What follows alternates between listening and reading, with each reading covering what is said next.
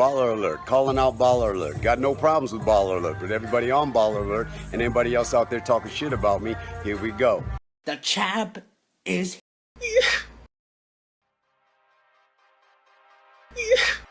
children for masturbating in front of children. Yeah, that's so he was caught masturbating. I think he's like 35 years old. Who? I just want the bust.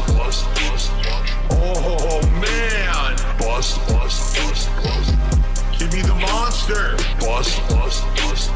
Wow, it's big. Bust. I just want the. I just want the. I just want the. I just want the. I just want the. I just want the bust. I just want the eating. I just want the. I just want the. I just want the. I just want the. Talk about my wife. Based. Eat it. Kiss my fucking ass and lick my balls.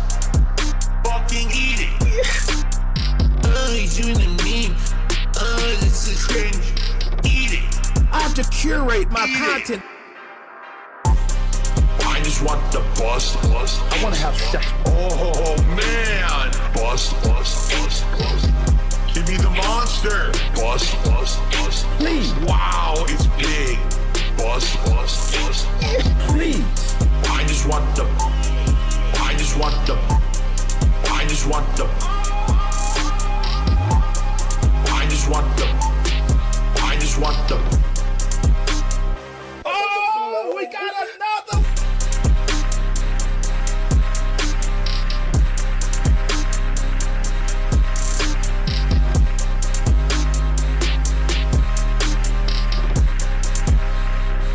Look at who?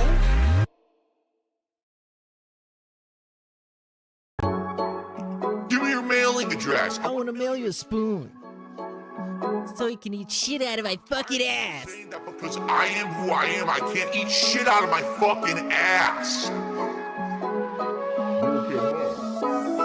Eat it. Kiss my fucking ass and lick my balls. Eat it. Fucking eat it. Oh, he's doing the meme. Oh, this is cringe. Eat it. Eat it. I am fucking based. Fucking eat it. Shut the fuck up. Take your fucking ass and eat it. Eat it. Kiwi Farms. I want to mail you a spoon on a daily fucking basis. Phil's a racist, Phil's a sexist, Phil's this, Phil's that. I am who I am. I am fucking based. Eat it. Kiss my fucking ass and lick my ball. Eat it. Fucking eat it. Oh, he's doing the meme. Oh, this is cringe. Eat it. Eat it. Eat it. I am fucking based. Eat it. Fucking eat it. Shut the fuck up. I am who I am. Eat it. Eat it. Eat it. Ladies and gentlemen, Eat it. introducing Eat it. the chocolate stompers. Yeah, brother. There we go. Hold on. Eat it. Yeah. The song is over. Welcome everybody. Swaycast 44, or the number that is in the title. And yeah, last night the dude played Street Fighter and he was salty as fuck. But first, let's play a game. Chat. Welcome everybody. Glad to see the same people that usually come over, and some new ones as well. That's what you like to see. So welcome. We're gonna be, you know what this is. We're gonna watch the level 1 fucking podcast, and then he's gonna be playing Crab Souls, so I'm probably gonna peace out. But listen up. Let's play a little game. I haven't had it pulled up on any of my tabs right now, so let's try and guess the name of his stream. I guess this is gonna be a new fun little game that we can play. It's a silly little thing, okay? So I'm gonna guess that it's called chill podcast, and then underwater adventure continues, or underwater fun continues, because he's playing the crab game. And he also has such funny, stupid, like corny ass titles that, you know, I like making fun of. So let's see what it actually is. DSP Gaming. And it is chill podcast, then more Souls-like. Oh, dude, come on. Souls-like crabby exploration. Come on, we ran out of ideas completely. Spoons up, big dogs. Yes. Down on the chocolate soft serve custard. Eat it. Oh, we had an eat it segment, man. We had another one. Well, it wasn't exactly eat it, but it was like eat out of my ass. I'm going to show you in a second. I'm not going to go through all the clips. I'll just go through the ones that I have bookmarked on Twitter. Shout out to Poems. He's the guy that sources them, of course. So there we go. This is the first one. This is, as Poems has called this, the biggest baby of the night moment. Sponsored and brought to you by Depend, which I assume is adult diapers, which is very fitting. So yeah, let's see what this is about. I can't block. I'm done. It won't fucking block. Fuck this fucking game. I didn't fucking do anything. How many times did she do dash up meaty, drive rush meaty? It never fucking blocked. I can't block. I'm done. It won't. There you go. Fantastic moment, man. And as always, having the headphones on, the neck phones, the toilet seat, it makes him look so much more like a man baby. It's crazy. If he had normal headphones, it wouldn't be as funny as it is now. But the toilet seat makes everything better. Then we have a moment of genius, a moment of brilliance. Have you guys ever heard of Ipswich Town, the football club, or, well, the town? Ipswich is a place in the UK. A big shock. But Phil called it a little bit different. So let's find out what he called it, because he's Mr. Worldwide. He's Mr. Educated, Mr. Valedictorian. I just received a super chat from Dig Bix. Gee, I wonder what that could mean. Who says, LP Switch got promoted to Premier League, have 2 pounds. There's no way, man. No way is this stupid. LP Switch. I know what Premier League is. It has something to do with football, right? Well, he knew that. What the hell LP Switch is? LP Switch. And it was written like Ipswich, like this. Like the most normal way possible. But I guess it's LP Switch. Now it's, maybe it's a Spanish team. But I appreciate the 2 pounds regardless. Yeah, he also mispronounced the Premier League, but that's all right because he's not into that stuff. He got no idea. Prediction for Real Madrid vs Bayern Munich. Oh, Real Madrid. I don't know. Maybe it could be a fake Madrid. Yeah, I would say Madrid. It should go. Madrid should go. Even though a good final between Dortmund and Bayern Munich would be fun, the Bundesliga Farmers final, but I'm for Real on this one. The Royal Madrid, bro. The real one. Big Bix. Dig old Bix in the house. And what are we talking about? We're talking about dicks now? Nothing like getting LP support from Switch, a nice brother. Big old Bic. I don't know what's going on. Anyway. Very nice. IP Switch is your local team? Oh, okay. IP Switch, bro, again. Okay, that's neat, I guess. Thank you. Okay, now we're going to transition into more Street Fighter Assault, because this one was really good. You can eat. Hold on.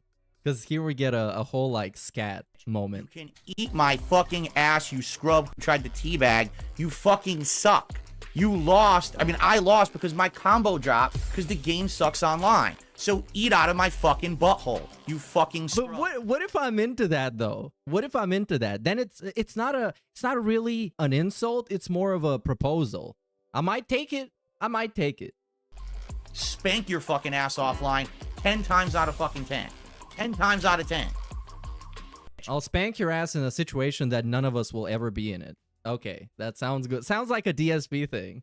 You can. Yeah, if things were completely different, I would win. But you won because you're a cheater or something. Eat my Also, we had a fun moment in the DSP chat earlier. So, DSP clocks in. No messages for 2 minutes. So this is 8:54 my time. And then we got 8:56 my time again. He says, don't all speak up at once. LOL. Like, man, come on. Just let the people say whatever they want whenever they feel like it. God damn it. Such weirdo. Oh, it reminds me of the Discord post when he was like, "Oh man, it's quiet in here." It's like, yeah, you got like 5 people in there, and all they talk about is you. Damn. So what do we have here next? We have, of course, Rollback netcode, the nemesis of every good Street Fighter player, especially former Street Fighter players and former alcoholics. Rollback netcode destroys them, and we're gonna learn why. Fuck this game's netcode. Fuck rollback netcode. And also, he said it in the same way he said, fuck Syria. Do we have this one? DSP fuck Syria. Fuck Syria. I don't give a fuck about Syria. I'm gonna try and find it. It's so My good. shit keeps fucking dropping in the middle of the fucking match. You didn't beat me.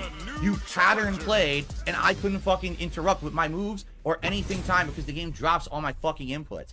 Fuck this game's netcode. Fuck this game's netcode. Fuck rollback netcode. You didn't beat me. My shit keeps fucking dropping in the middle of the fucking match. It's so cringe that he gets so worked up over it, man. And it's not even like competitive. You didn't beat As in, like, he's not trying to compete to be on some kind of level, because he's gonna reach master eventually. Because remember, after he reached master on his first, like, 2 characters, for him, it already meant nothing because everybody else managed to get to master with, like, losing records or something. I don't know, but still, none of this is that important to anybody but him. You pattern played, and I couldn't fucking interrupt with my moves or anything time because the game drops all my fucking inputs. Fuck Of course this it game's did. netcode. So what's next? We got, oh yeah, this is a clip from yesterday. One of my favorite moments. Actually, a super underrated moment. Listen to this. I'm someone who's in the games industry as an independent guy covering it. I'm in the games industry as an independent guy covering it. This is what I'm talking about. This is the level of Burnell that we've reached. I'm in the gaming industry as an independent guy covering it. He's a freelance journalist. That's what he is. Oh, this is awesome. Shout out to Cerulean86 for this this great edit. It's been very, very slightly edited, but you're gonna notice where. Phil, you are the game industry. You're in charge of fucking DSP gaming. You're the reason for the decline. So don't punish your employees. Fucking quit. Punish yourself, you fucking mouth drooler. I love this, man. Like, imagine Yang Ye went out on a tirade and called Phil Spencer a mouth drooler. That would be crazy. He would actually be trending. He would be trending. That would kill this man. You fucking mouth drooler. Oh, epic. Also, I don't know if I showed you this yesterday. I don't think I did, though. So on the 7th of May, Scopely, the company that all of us love, made a very heartwarming, positive, meaningful, and a bunch of other buzzwords post on Twitter that is basically about, I don't know, being proud of the people that work there. One of those corporate posts that companies post. You know what I mean. It's just a generic PR post on Twitter, right? But as you can see, the number of the replies is very, very disproportionate to the number of likes. And I suspect that if I open the replies, I am going to be very surprised by what I will see. And it's not going to be connected to Scopely. So here we go. Here we go. First, we got me. By the way, everybody in the replies ratioed this post because the original post got like 5 likes. So it wasn't really a tough task.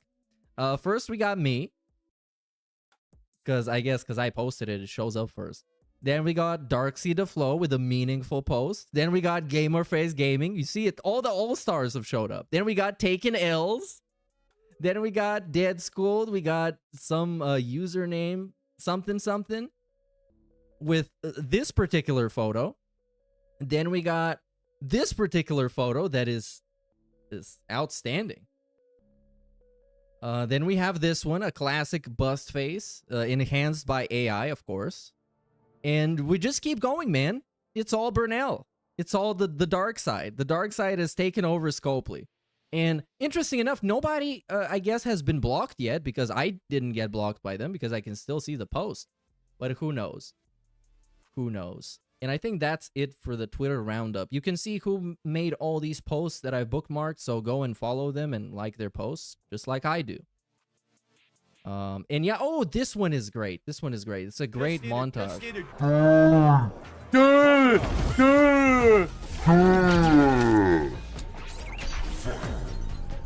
And be more mature about it. Why can't I do anything? Wow, yes! It stuffs my meaty! I'm not doing anything! I'm literally doing no inputs. I'm down backing.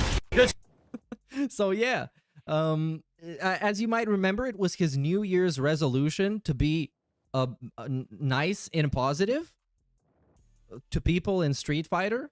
But then 2 days later, he said he was gonna try and be nice and positive, and now we've completely failed.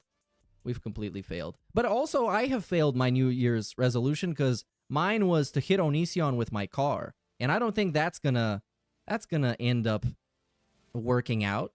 So I guess we're all losers on this one. Well, it is what it is, brother. Let's see what this brother is doing. Let's see what song is playing. This is gonna be the bad one or the one that's worse. Oh, it's a classic. It's a classic. It is a classic. Anything else? Do we have any kind of wrap-ups? I guess there was LOLcow Live yesterday where they had a live court session, actually, because they still can't find an editor, and the editor that they have at the moment, he is really bad, even though I don't really get what is so hard about this show. Like, why is it so hard to edit an episode coherently without any issues? It's actually crazy. So yeah, well, that's it, LOLcow Live. The moment Boogie starts talking, I lose all interest because 90% of what he says has something to do with his girlfriend.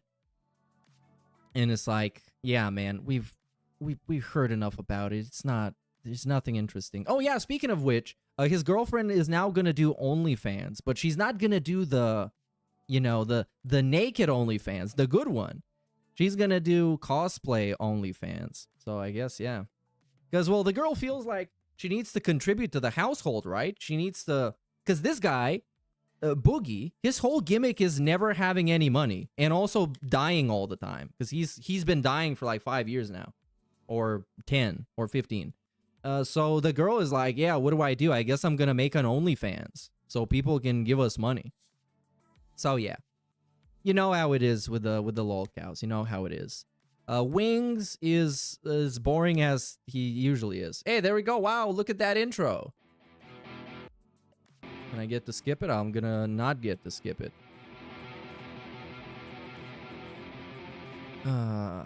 What else do we have in the world of updates? I don't know if there's anything new on Daniel Larson, but I think he's gonna beat some of the charges. Because those threats are not really credible. He's like a homeless guy threatening to blow something up. He's not going to go away for 60 years. This is my final consecutive streaming day of the week. And today we got a great lineup of chill fun, but also... A great lineup of chill fun. One of my Can I have one chill fun, please? Ever? How did that happen? Plus, some fun news, hanging out, and just doing a little bit of chill Q&A. All this and more on today's episode of the Level 1 Podcast. Wait, did it just say this was one of his best episodes of the Street Fighter? Like the one that I just watched clips from? This one where he was telling people to eat shit out of his ass? Like, actually? You can eat my fucking ass, you scrub who tried to teabag. Imagine if this is his best episode. What the worst one is gonna be. Wow. Wow. Actually miserable. Good morning. A quick drip check. We have the stylish. I'm not even gonna lie. It's not stylish. It's an ugly shirt from secondhand store. That's basically it. I don't want to use red again because I just used red the other day. That makes my shirt stand out more. Oh my god, no! It's and now everything. No, you want to conceal that shirt.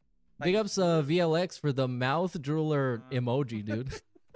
What do I use? Maybe I use aqua. Because this is green. This is aqua. We'll go with aqua for another crab's treasure today. There you go. A little bit of a different background. Sure, man. All right, so it's not that there's a difference. I don't even notice that he has LEDs most of the time because you can just see them on one. Well, you can see them, but they're just not very good. Well, Dark blue? Dark blue. How's everyone today? I hope you're doing well. It is my final consecutive streaming day of the week. His hair is looking extra fluffy today. It looks like Lego hair. Like somebody just dropped a piece on top of his head. Good variety this week with more Another Crab's Treasure, more Fallout 4, me improving day by day, step by step in Street Fighter 6. It's definitely been a fun one, and I'm excited actually for next week because we've got another new game added to the mix. So, good stuff all around. And just remember, when I'm not here on my days off, you can always get caught up on all of my content on demand. All the gameplay is here in playlists, nicely ordered, titled, and numbered for you on DSP Gaming. My React stuff is over on the DSP Reacts channel, which is youtube.com/@DSPReacts. Yes, the @links work again on YouTube. They've been unbroken. Hell yeah. So apparently they recoded the Oh yeah, I don't know if you noticed, but I put this on the soundboard, and it's one of my favorites of all time. Tomorrow. And then, of course, the Rollback series that I've been doing, Retro. It's great. I love this clip so much. Also going live one part every day over on the DSP Throwback channel. That's youtube.com/@DSP Throwback. Plus, daily parts over there of ongoing playthroughs of Final Fantasy 13 and Fallout. Oh man, we're already into this. This is so annoying. Because like I can confirm by watching him. Okay, all you need to do basically is watch him like 3 consecutive days to get the full DSP experience. Playing Fallout 3 consecutive days, and if you can handle more, like damn, at some point it just starts feeling like original Fallout 4. You're watching the same pre-stream over and over again. Fallout New Vegas and the current Fallout 4 playthroughs all put into a nice montage featuring some of the funniest moments like the Naughty Nightwear and the basement town brawl. If you have watched my Fallout playthroughs, you know what I'm talking about. Well, okay? I don't know, but please don't explain. I'm going to release on the Throwback channel. Probably make. Oh yeah, wow! Look at the Nightbot in chat. We got 1, 2, 3, 4, 5 messages. Nice to take a look at. Okay. God damn, Nightbot. Chill the fuck out, man. I'm gonna check out the links. I'm not here. I hope calm down. Fun tomorrow. I'll check it out. I'll click all the links. We got one more day left, and this week has been an That outstanding Microsoft rant literally only happened because he lost a job at a helicopter company and has held a grudge about it for all these years. If he didn't lose his job, he'd never rant like that. Big O Spikes. I disagree. I think it stems from the fact that he wants to be seen as one of you, one of the casual, normal gamers, and he also wants to be seen as like a guy who's in the gaming industry, like he said, as an independent covering it. So that's where I think it comes from. You know, come by and hang out. They did. And I guess maybe he had some hopes that he would ham it up and people would clip him. And when they clip him, he would go viral as like, this guy stands by all the devs that got laid off. This guy is speaking up for the small guy. As we were exploring and doing some optional stuff. But it's like he did it in the worst way possible. I mean, he called Phil Spencer a mouth drooler. It's reductive. But they were added for this latest DLC expansion content a couple weeks ago, and man, they're tough. Like, they were melting me over and over, and it took me many tries to survive this kind of assassination mission against me. And then I ended up doing the Dunwich Dig mission. For those who played the game, you know what I'm talking about. And that turned into one of the best melee weapons in the game, which I didn't even know was there. I was like, oh, this is cool. I mean, what a great reward here. That's excellent. And then somebody got lean. They didn't even get to see who. A bunch of questing in Salem, including fighting a ginormous Deathclaw. Oh, he's talking about Fallout. Okay, fuck that. Shit sucks. You should so come to the States and hit Oni. Pay for your flight and you can take my car. Go hit Phil if you can too. You would be an immigrant and would be out in jail in less than a day. You have more rights than citizens. GTA was right. Hey, maybe I will. Maybe I will, dude. Go back and watch all of his content in the last week makes no sense. He puts out 25 hours of gameplay each week, so no way. Yeah, I do that to some people, though. I'm gonna go back and watch everything that they've put out until this current moment. But I do that for people that are actually entertaining to listen to, at least in the background. I would go and watch like a bunch of Kino Casino clips of them clowning on Rich, but at least they're high energy and they ham it up and it's entertaining, even if I put it in the background while I'm doing something else. Egg to its nest. But with Phil, is like, you go back and watch his last couple of pre-streams if you want to do that while you're at work or something, and it's like the same thing over and over again. It wears you down. I guess it's his personality coming through, where he just wears you down. That's just who he is. 2 levels in one jump. I was like, holy crap. It was absolutely funny. Because, like, technically, his podcast should be very listenable in the background, right? Because it has a very rigid structure, and it's the same gimmick every day, and you can learn about a bunch of stuff in theory. But it's just so... having one of the roughest nights It's just such a slog. You want to talk about a turnaround? On the late night Street Fighter 6 stream, I had one. Okay, let's hear this one. I've ever had in Street Fighter 6. Okay, no exaggeration. Oh, he's gonna read the stats. A year now, and as you know, depending on the character I'm using, Look at the guy, he's stroking himself so hard. Very hit or miss. However, last night, amazing results. Okay, in fact, taking a look at all the results I've ever had, this was actually the best night I've ever had playing Zangief in the game, ever. I've never actually played this well before. Wow. Good job, Phil. I'm proud of you, man. This was a pretty darned good night. Yeah, such a great achievement. I'm so proud of you. You made it really far. A 60% from telling people to eat shit out of your ass. I propelled myself from the bottom of 4 stars, 4-star diamond that is, all the way to a third or further into 5-star diamond. So what a jump. I mean, it was crazy. Now, how did I pull it off? A couple things. Number one, I was playing a little bit more consistently. I'm getting my spacing a little better now. So I'm actually starting to just do like raw drive rush, spinning pile driver, or the setups and the consistency of my tick throws, or, baiting stuff. And or oh my god, stop complimenting yourself, man. Consistent and better, and that's dude, imagine any basketball player that is like a hype basketball player on the post-match press conference being like, oh man, I was so good today. Did you guys see how I hit those threes? I did it like a step back and then a 3 and it went in off the glass. Look at how great I am. It's so embarrassing. No, let other people give you the compliments. Let them do that.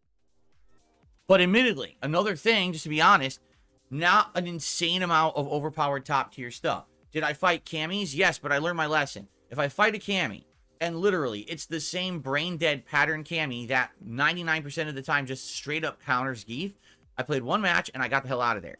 I was not going to waste. Is he talking about Piece of Peace? Because he's the Cammy guy. Plays a pattern and beats my character because he's low tier. So why am I going to throw away points? I'm an idiot. So I only played them maybe once and then I got out of there, and because of that, I reduced the bleeding. Let's put it that way. Okay, but man, I had great matchups against Giles, Juries, Kens, Ryus. I'm trying to think who was the most prominent character. Actually, I didn't fight a single. That's another thing. Okay, he's not talking about Piece of Peace. Thank you, chat. Which is kind of odd. There was a pretty good Marisa who I fought. Which is, I mean, look, man. Piece of Peace bought the game like last summer, I guess in like August or something, and since then he's beat this guy's ass multiple times. So there you go, that's progress for you. Keep going. And as far as I know, he didn't have any experience prior that. It was a good on. And this guy's had like 20 years of advantage. 20 years, dude. And like I said, that's the most consistent. It's actually incredible. Ever. Like I was nailing combos and stuff. But look at him nailing all the combos. That I lost are just ludicrously stupid. For example, all night I'm doing well. Then I face a certain Ryu. The connection to this particular Ryu is so bad. Big ups QB 113 for 10 months, dude. Super. Twice I had the Ryu set up perfectly for a level 3 super, and the game only gave me a level 2, meaning it read 2 quarter circles instead of 2 full circles. It's pretty hard to get that wrong. I'm doing this versus this. How do you think it's the same fucking Wait, what was that motion? That was sus, Bill. That was a sus motion. So, I'm doing this versus this. Only gave me a level 2. What was he doing? It read 2 quarter circles instead of 2 full circles. It's pretty hard to get that wrong. I'm doing this versus this. Whoops, you don't want to do this, Phil. Or we're going to start calling him BBL Philly. How do you think it's the same I'm fucking... going to invite him to the pool party. Code is such shit in this game. So, because of that, I lost those matches. You know, those are matches that were guaranteed wins. Counter level 3, giant damage, but no, of course not. And of course, every time I miss something, they get a ginormous punish, which is, again, something that Zangief can't really do. Every other character in the game has an insane giant punish combo where they can end up doing 60+% damage for relatively easy shit. Like, what I'm noticing now is Eds, okay? Ed characters. Basically, all people do with Ed is they just stand mid-screen and they throw out the stupid grab web move, or they dash up close to you and they do this one hit string over and over. That's either a hit string you have to block and parry, or they do a throw mix-up. That's it. That's all they do with Ed. Like, they don't even know what to do with anything else outside of that. So, what I'm noticing is that it's just so dumb that certain people just know that. Like, they know their one pattern, and that's it. But then... But why can't you block their pattern, bro? Combo. Ed has a 60% combo. Everyone does. But not Zangief, right? Zangief has nothing. So, it is what it is. I did well. Like, I'm pleased. I am a third into hitting Master. Now what's happening with his microphone, by the way? You can hear some kind of I don't know, some kind of a thing that's happening. It sounds like every time he talks, he's hitting the mic. Stay the course, stay at the level I'm playing, and hopefully within another 2-3 streams, get to Master before the update on May 22nd. And we're en route to do that, you know? Another 2-3 streams, I think we can do it as long as there's no big disaster nights. It really depends on who I fight, honestly. Because at this point, if I don't fight non-stop top tiers, I win. Anyone who's like, you know, again, my level or you know, I say my level, I'm bottom tier. You know, Zangief is bottom tier. Anyone who's like mid tier or lower, I can win. I can be. He's really taking those tiers close to heart. Cause I know how tiers work in most games, and it doesn't mean that when a character is in a low tier, that means they're like you can't win with them, or they're just incompatible, or just nothing. But he takes it so seriously about which character is in which tier. It reminds me of LTG. He does that shit. Because I can be. Because I think at some point, if you're good enough, you can face off against anybody with any character. Anyone. That's, you know, that level. But as soon as you fight the upper echelon, particularly Cammy. Again, Cammy seems to be the hard counter for quite a lot of characters. I think she hard counters Dalsim, and I think she hard counters Zangief.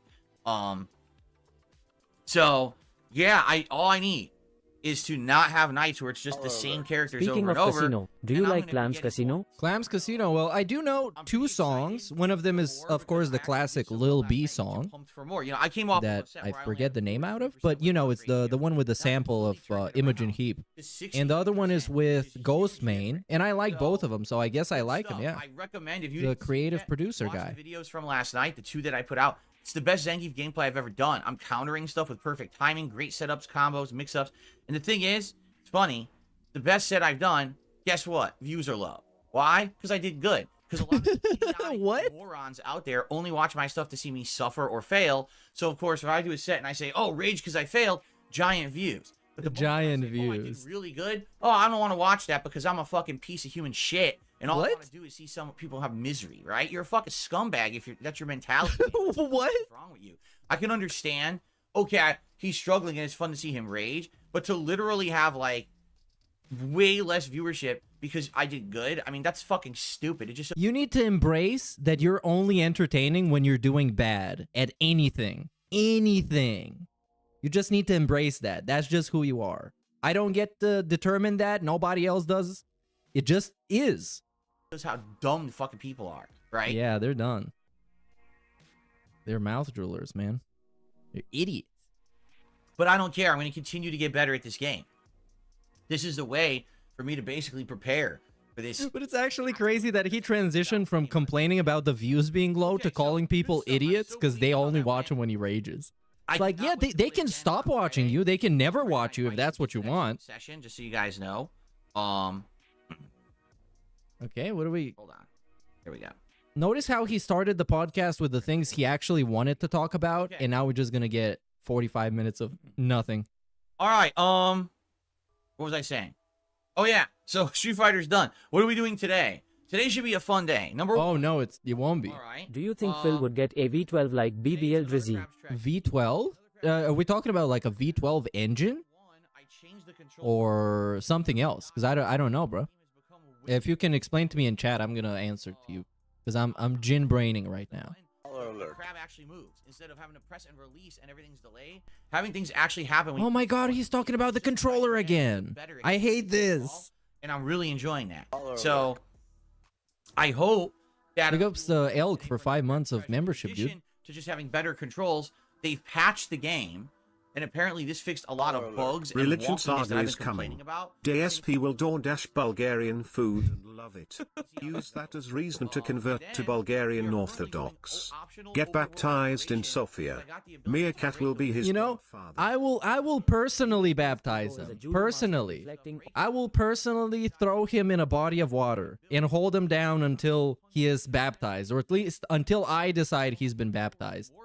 By the way, I want to show you something. Super good game. Speaking of Bulgarian Orthodox, Like I would say at the beginning it's I don't know how to call that. better, and I'm understanding the mechanics more. I have this special move now where I can charge my fist. Yes. Teleport. So this is punch an enemy like it's anime. during Enemy gets a stunned or specific staggered. day. It's super good. We have a tradition where people jump into the river to chase after a cross, Stick around after the podcast for that. and there's some fun moments. Because I'm really If I enjoying can it. find which one it was, because there was one where they didn't have any body of water, so they were jumping in a fountain, and I would like to find that So one. the first stream should be fun. We're going to guess I start with won't. continuing with the open world exploration. We were in this area. In this case, you got just one guy jumping, Get or my microplastics back and continue the Something? exploration in that optional area. I actually don't know.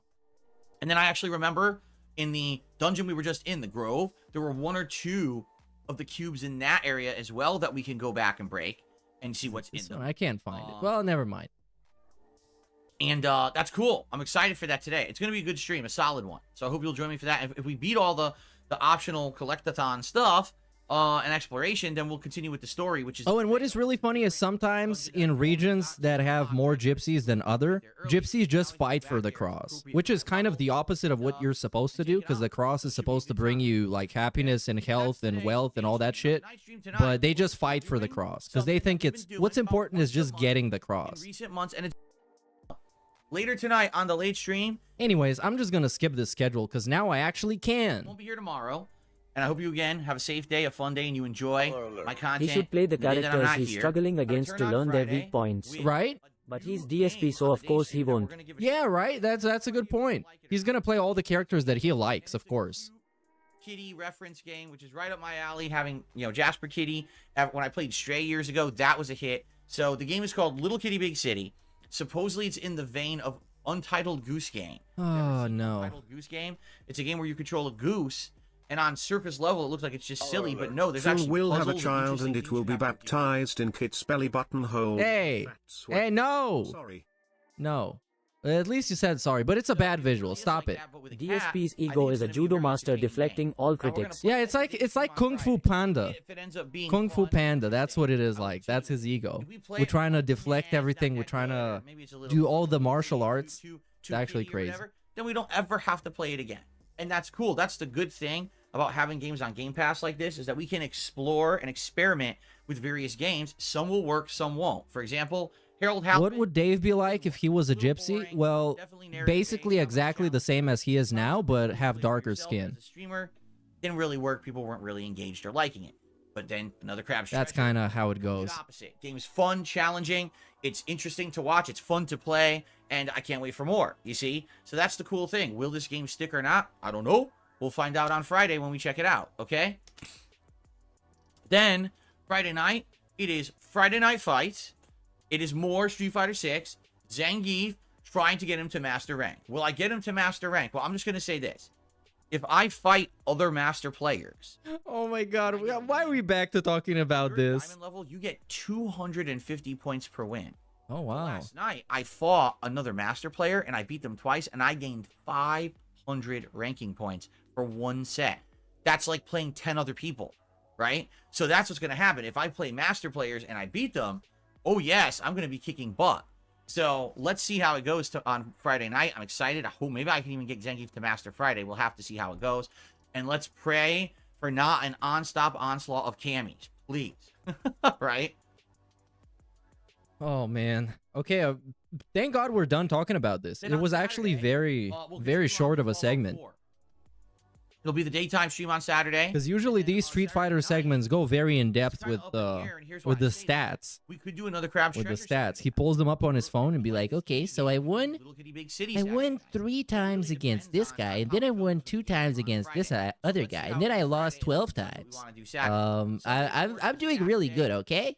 Which going to be me reacting all day. It's the clip show, DSP versus the internet on the DSP Reacts channel, and then on the Throwback channel, it's the. There is no way we're doing schedule until Sunday, man. It's Wednesday. You're not even gonna be here tomorrow. Why do we need to hear all this? Finish episode 4, and then episode 5 is actually short, so 90 minutes. So we'll definitely wrap it up, and then we're gonna set up the poll that you guys are gonna vote on to determine. Oh, no more polls. No more. 2 options are definitely gonna be Dark Souls 1 continuing and Metal Gear Solid 1. Now, I don't know what else. We have to figure that out. We'll collectively talk about it. By the way, I haven't seen updates on Champions. I don't know if maybe I haven't been looking out for them, but I don't remember having seen them. And then probably what we'll do Monday, Tuesday, Wednesday next week. We'll alternate. Maybe Monday we'll do... And of course, don't get silly. This doesn't mean that he stopped playing it, or let alone stopped spending on it. We'll figure it out. So it just means that... Good stuff, right? Good stuff. Now, remember...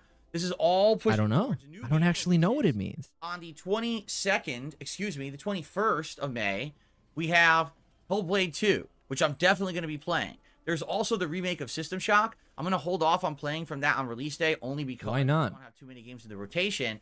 Reason being, the next day, May 22nd, is the release of Akuma and the giant rebalance in Street Fighter 6 that everyone's been waiting for.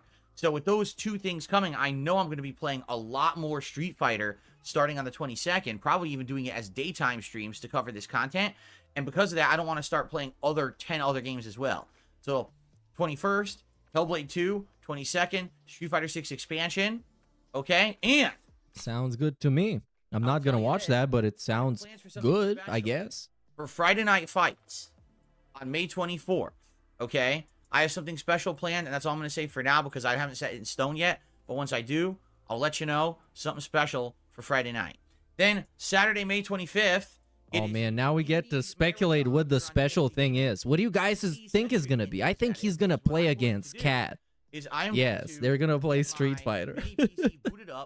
Or maybe they're actually going to fight in real life. Then I'm going to play a bunch of indie games. But I don't know. I wouldn't think Cat is going to be involved in this. More likely that we're going to have like all those member lobbies or community lobbies or whatever lobbies. Games, post them up. Or even though those didn't go very well last time because we got a bunch of trolls. Posted up the thread to do it. Because of course we will. Here's how it works.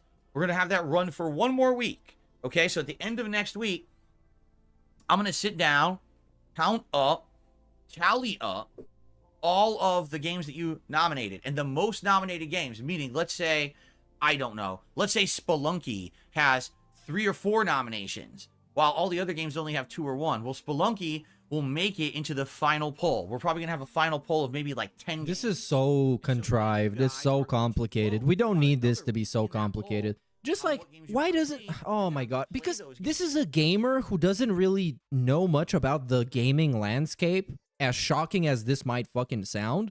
Because he's spent like the last 16 years seemingly playing every single game that is worth something. But he still doesn't know what is actually popular now.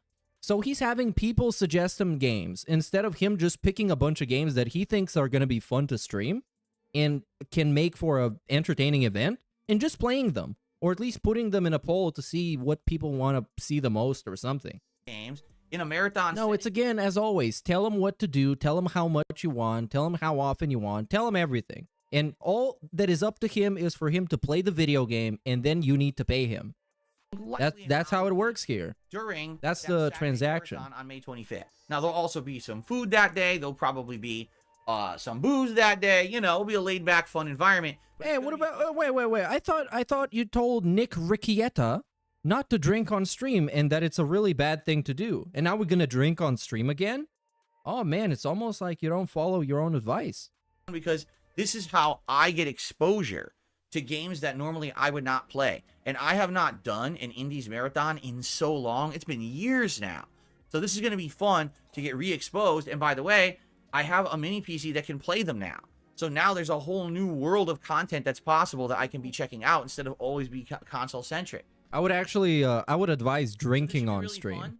And I hope It's that- always better, for that, like that's literally. what's on the agenda for now. Okay, keep in mind that with all that new content coming, there's other things coming as well. The possibility of maybe me checking out other games like Mario and the Thousand Year Door or Paper Mario and the Thousand Year Door remake.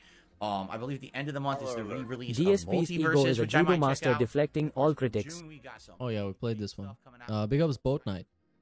Topping off with the Shadow of the Erdtree DLC in Elden Ring. So I'm really happy that last week we beat Elden Ring in Melania, so that now we can relax from it and then go back to it in June. So we got great stuff on the horizon. I'm happy because we're heading basically Lamau into the warmer Commander months. In Pigroach fact, reminds me of the end of temperatures here in Downfall and Washington his are about to heat delusional. up. Also, don't get baptized by Mia. You'll only get drugged and end up in the dark. Hey, that's not true. This is slander. The last day I'm gonna have Slander, Snow Yosef. I'm gonna find you. You don't get to say stuff like this about my character with zero proof. installing the You don't even have the proof because I concealed it very well and you can't even find it. It's 85 You see? degrees outside. It's gonna be like 100 degrees in here, so I need Dude, if I was smuggling people on the dark web, I would be in jail. For You me. see? Therefore debunked But and it's banned. fine. It just kind of sucks. I really, really enjoy having the window open and having breezes come in here. And let me tell you, the fall through now is my favorite time of the year to stream. Not to say that I don't like hanging out with you guys during the summer, but This is shocking to me, man. So now is his best time to stream because it's the best that it feels inside. Because like when people talk about like I like the winter because it snows and I get to go outside and walk around and it's cool vibes and stuff, right? But he's talking about his favorite time of year because it's based on what is the best to be inside during. you know, having to have the air conditioner blasting constantly, ain't exactly the epitome of what you want to do when you're gaming. You know, blasting at your Oh face. my God. It's just gonna happen. And I said this multiple times. He should get a hat with a fan. And that's going to be a hot gimmick. Everybody's going to love this. He's going to get one of these from like, or a clip-on fan to any of his hats. And then the gimmick is going to be, hey you guys, if we hit the hat goal today, I'm going to put on the fan so I can be aerated while I'm gaming. The good news is, unlike Oh, what's the previous good news? years, you should not hear the air conditioner. In fact, I'm gonna be quiet for a second, and I want you guys to tell me what. Oh, I'm going to fucking kill you, man. This is so stupid.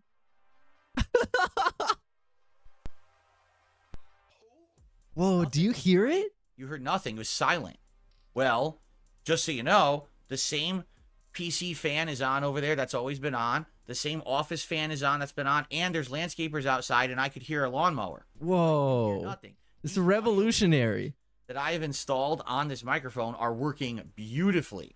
In fact, the only downside is when I do something like this. Woo!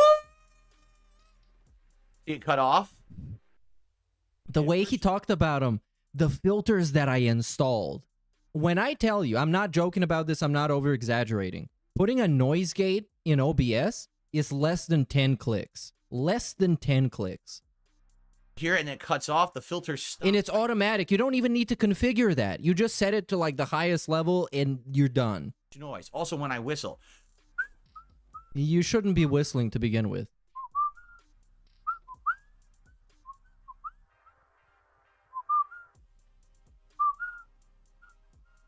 see, it cuts off. Whoa, I'm so That sucks, impressed. right? I should send you That sucks when it $100. cuts off like that, because now you don't actually get to hear everything. There's some things that it limits. It's the limiters that I put on there. So, Oh, he installed some limiters too. you know, it's not. Look at this guy. But I feel like not hearing The this installer. atmospheric noise, like you will never hear the air conditioner going on or anything The like atmospheric that. noise. I think it's just better, right? So It is, how Phil. do you whistle without putting your fingers in your mouth? I don't even know how to whistle putting my fingers in my mouth. I never learned how to do that. I just learned how to do it with my lips. Can you whistle with a gun instead of your fingers? You go. Yeah, this is gonna people are gonna screenshot this and edit it Can't into hear it. very It's a nasty beauty. context. You can't even hear my whistling. The mic mutes it. Anyway. So, yes, things are heating up here in Washington State. It's going to be basically summertime weather this weekend, so the air conditioners have to be installed. But we had a good run. I think it was, September, October? So it was like October, November, December, January, February, March, April. Wow. We went almost 8 months without the AC in. Wow, it's But impressive. it is what it is. Is it impressive? I don't know. Don't sweat it out. Okay. Bro, you got other actual things, problems. I want to update you guys on all the topics we've If been talking about. the I want- like actual, I don't even know, like 20 to 25 degrees Celsius is really that big of a problem to be at home playing video games, you need to go to the doctor immediately. news story to get. You are not well. Update on the whole YouTube debacle, where the That was never a debacle in the addresses on first YouTube place. weren't working. If you have no idea what I'm talking about, let me just quickly tell you in a nutshell. So, Well, nothing. It's basically nothing. I'm not even going to entertain this segment. We're going to play pop-ups during it. He had a problem with the YouTube tags, you know, how your channel is at something, and it didn't work, and now it does. That's all you need to know. YouTube instituted something new. 42-year-old man can't decide anything for himself. Well, I bet he decided to wear this t-shirt today. Not a good decision, but he did decide that. You see? Debunked. Get debunked. He's going to eat more stripper club food, rolling on the floor, Stripper laughing, club rolling on the food? floor, laughing, rolling on Oh, the I'm floor, not gonna tolerate any of these insults aimed at Kat, cause she cooks all that Games stripper in a room food. with AC sounds like hell. In a room with AC, yeah, man, it's tough. It's hard. He gotta sit there. It's hot. He needs to turn on the AC. It's gonna make noise. Don't you feel bad for him? Please feel bad for him. You're supposed to. Completely broke it. Where when you throw for error. Yeah, I'm gonna skip. I might even skip to live because we're like a minute behind. So I don't know. It's just gonna be one of those segments like YouTube didn't work, but now is working. But yes. Redo everything again. So everything now, all my commands for Nightbot in the chat and my links on the page, all are referencing the long form channel commands, so that way they'll work long term. But in the meantime, No, this is getting skipped. The whole thing. with time trials or point. Huh?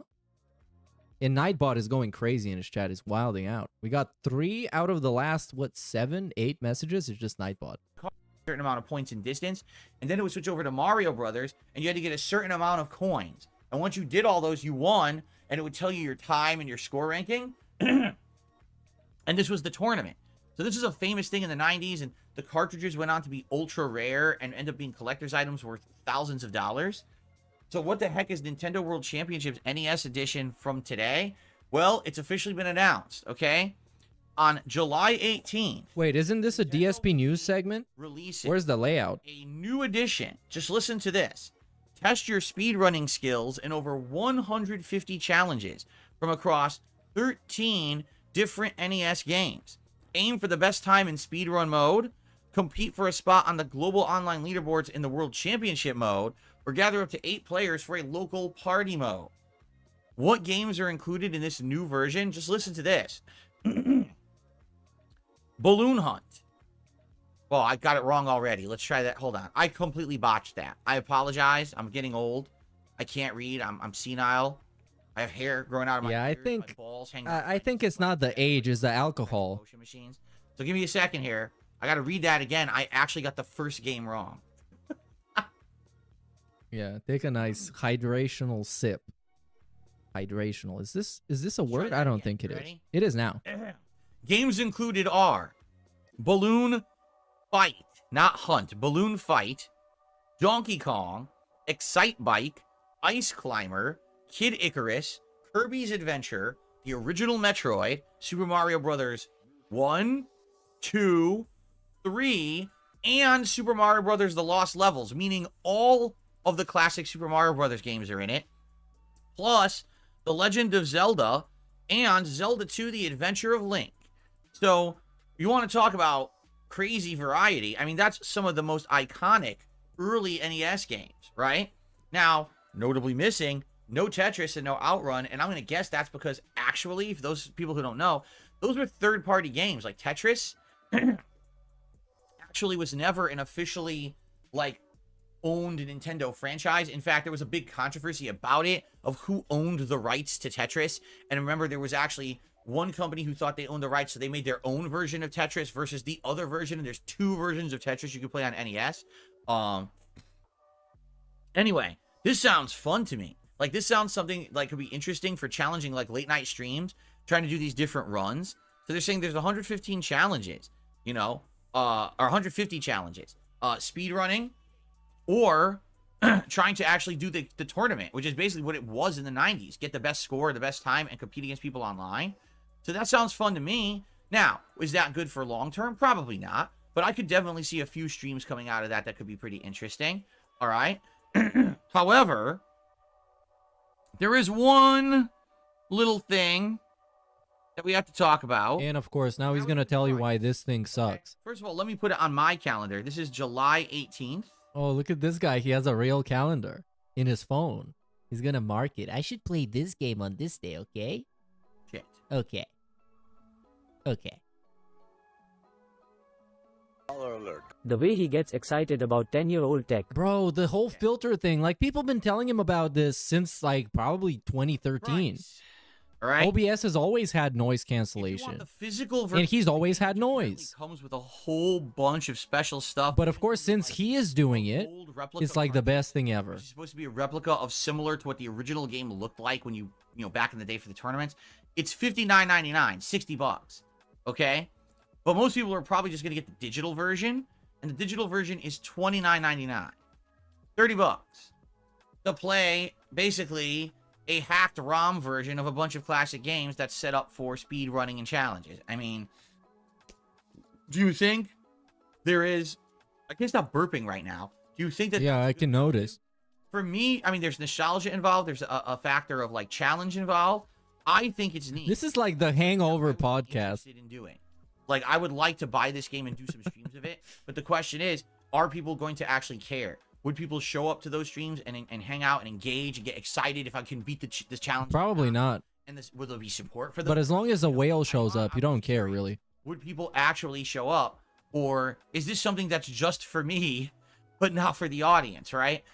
People always say to me, try different stuff.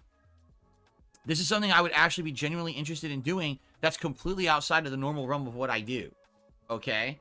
So let me know what you think. Some people in chat are saying no. Others are saying wait for a sale. Right? But some people are saying, no, those are legendary games, right? So, and then some people are saying it seems reasonable. So, I don't know. It sounds like there's a mixed reaction, which is kind of what I figured would happen. Here's the thing, like, when I play classic games... Oh, I figured out the V12 thing from earlier. So V12 is basically a tummy tuck BBL machine. Challenge runs, right? Dude, come on. Or just play the game. This is challenge runs BBL machine, bro. To make them difficult. So But all I can see is an actual engine. Special run. That's literally the purpose of this game. Ah, damn it. So that could be something new and different for my content. If that works, I could end up doing other things like that, you know? Oh, yeah, this is it. Okay. I'm interested Slimming in machine. it. I put it on the schedule. Let's reassess. Well, I know at least one person in that household that can use it. You know, the person that didn't get their exercise machine? Cool. All right, guys, guess what? That is all I got for today. Luckily, Bro, no way. Insane amount of bad news. We're like less than an hour in. Ridiculous bad game news this week between the Helldivers 2 fiasco, which thankfully resolved, but then we had all the crazy layoffs over at Xbox. It's like, what's going on? I'm just happy that today we can have a normal day where we don't have to do doom and gloom shit on the news, right? So, thank you for hanging out. Let's do shout-outs, shall we? Let's get to shout-outs. Is it a normal day when it's just boring and we got nothing to talk about? The face he makes when he expects you to be impressed with him meeting the bare minimum. Yes, but it's almost like he's fishing for compliments. It's not just he wants you to be impressed. He wants you to recognize that he spent 30 seconds improving his audio. And he wants you to be proud of that and happy about that. We start off today with Jade, re-upping his membership for 35 months as an Ultra member. Thank you so much, Jade, for your ongoing support of the channel. Now, Wow, Jade gets a massive shout out. something very exciting is about to happen. Some people are about to hit their 3-year anniversary as a member here on DSP Gaming. How is this exciting for me? And when you hit that, there will be a brand new Diamond Crown badge. Oh my god. I am excited for this. I want to see it in action. I think it's going to stand out. People are going to like it. That is the highest level of membership reward that I have right now. Now, Is he going to do a suggestion box? No, we're just going to do Q&A. And tonight he's having a Q&A session where he's going to do Q&A for like 2 hours. I'm probably going to come up with others. and they already have a 4-year. Because you guys have some hot questions for him, obviously. Designing new badges for next year's anniversary. So thank you to the longest running supporters here on the channel. I'm curious when it will actually kick in. I can't remember exactly. I can't remember exactly the date. I want to say it's like May 8th, which is today, but I'm not exactly sure. I know I can't remember the infamous day when I had enough with Twitch. I said, screw this, I'm moving back. Moving day. I've had enough of their unprofessional D-Day. And I remember when it happened, I was playing Returnal. And keep in mind, I had already been deactivated from the partner program, but I was still trying to make a living streaming over there, right? I was reliant solely on tips. And I'm streaming Returnal, and they suspend my account. What did you say, though? Oh, you used hateful slurs. No, I didn't. Then they looked back at the footage and said, oh, he didn't. And then they unsuspended it hours later. Okay, let's be fair. I'm going to show you what he did. Right? He pronounced the word. He said it, right? The word was pronounced. The word was spoken. He didn't mean it. Obviously, the context isn't there, but it happened. It's a thing. Maybe people just like to hear what my wife is good at making or whatever. I don't know. Oh, that's terrible. When stationary, negative Whoops. 5% damage. That's really bad. Whoops. Whoops. Help. Help. Well, he did say it, and then the chat was like, huh? I don't want that. It's a bad one. Hopefully there's a better one. Yeah, well, he did pronounce the word as you just saw, but of course he didn't mean to say that word, and the context wasn't there. It was just a slip. What the fuck is wrong with you? So you suspend my channel without even confirming that I did anything wrong, and then they actually apologized. They actually wrote an apology in the message to me saying, we are sorry that we misidentified your content as harmful. And then they were... Yeah, it's just a generic boilerplate email that you get, because they suspend everybody all the time for like unrightful reasons, erroneously. I'm done. I'm not going to be on a site. He actually thinks they genuinely had a person write an apology letter to him. That any more, I mean, come on. False report me for something I literally didn't do, and those morons will suspend my account for hours because they don't even review the footage. They can go fuck themselves, and I'm going to go somewhere that's more professional than that. And I came over to YouTube. I don't have to deal with that shit over here. You know? Yeah, didn't you get a bunch of copyright strikes since you moved here? And then the Argentinian memberships, and then all this other problems with YouTube's. You couldn't monetize shorts, and then you could, and then you didn't make money off of it. Yeah, I think ever since he came to YouTube, there's been at least 2 to 3 problems with the platform on a monthly basis that are hurting his business. No, it's not the same. Over there, it's just like a clown show. All right? So... And he also said the N-word on YouTube, but he got away with it. Remember the Arnold Schwarzenegger moment? Yep. I'm happy to be here on YouTube for 3 years now. That was like the funniest day to wake up, because I wake up and I go on Twitter, and the first thing I see is DSP calls himself the N-word. I'm like, what? What? Yes, for my gaming content, absolutely. This is he actually did. Like, technically, semantically, he literally called himself the N-word from third person. For streaming, okay? Just so you guys know. So, if you've been holding off for 3 years, hoping that eventually I go back to Twitch, I'm not going back to Twitch. It's time to, if you want to support this channel. If any of you just happen to be watching for 36 straight months, and you were just holding off to see if maybe I would go back to Twitch, I think it's safe to say I'm probably not going back at this point. In fact, it's determined I'm not. So, there you go. He's probably going to be there like 2 years from now when something happens to this channel. I'm excited. Because, I mean, this dude is so crazy impulsive. He is so bad at filtering what he says that at some point it's inevitable he's going to get in trouble with YouTube. It's inevitable. It's just going to happen. To see. Because it's happened before on every single channel he's had. It happened multiple times on DSP Gaming. Happened at least once on KO Gaming, where all his shit was demonetized. And there was a bunch of drama on the now React channel, but the former King of Hate HD.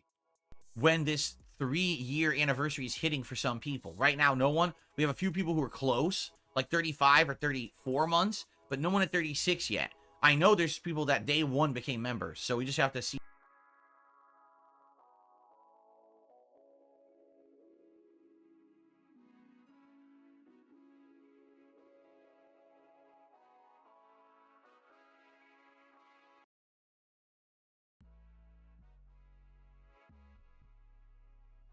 When they come by and see their new Oh, dude, you know, when did I even mute myself? When was I even muted?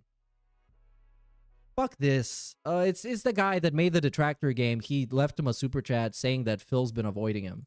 That's what I wanted to say. God damn it, I fucking hate this. crowns. So that's coming. All right.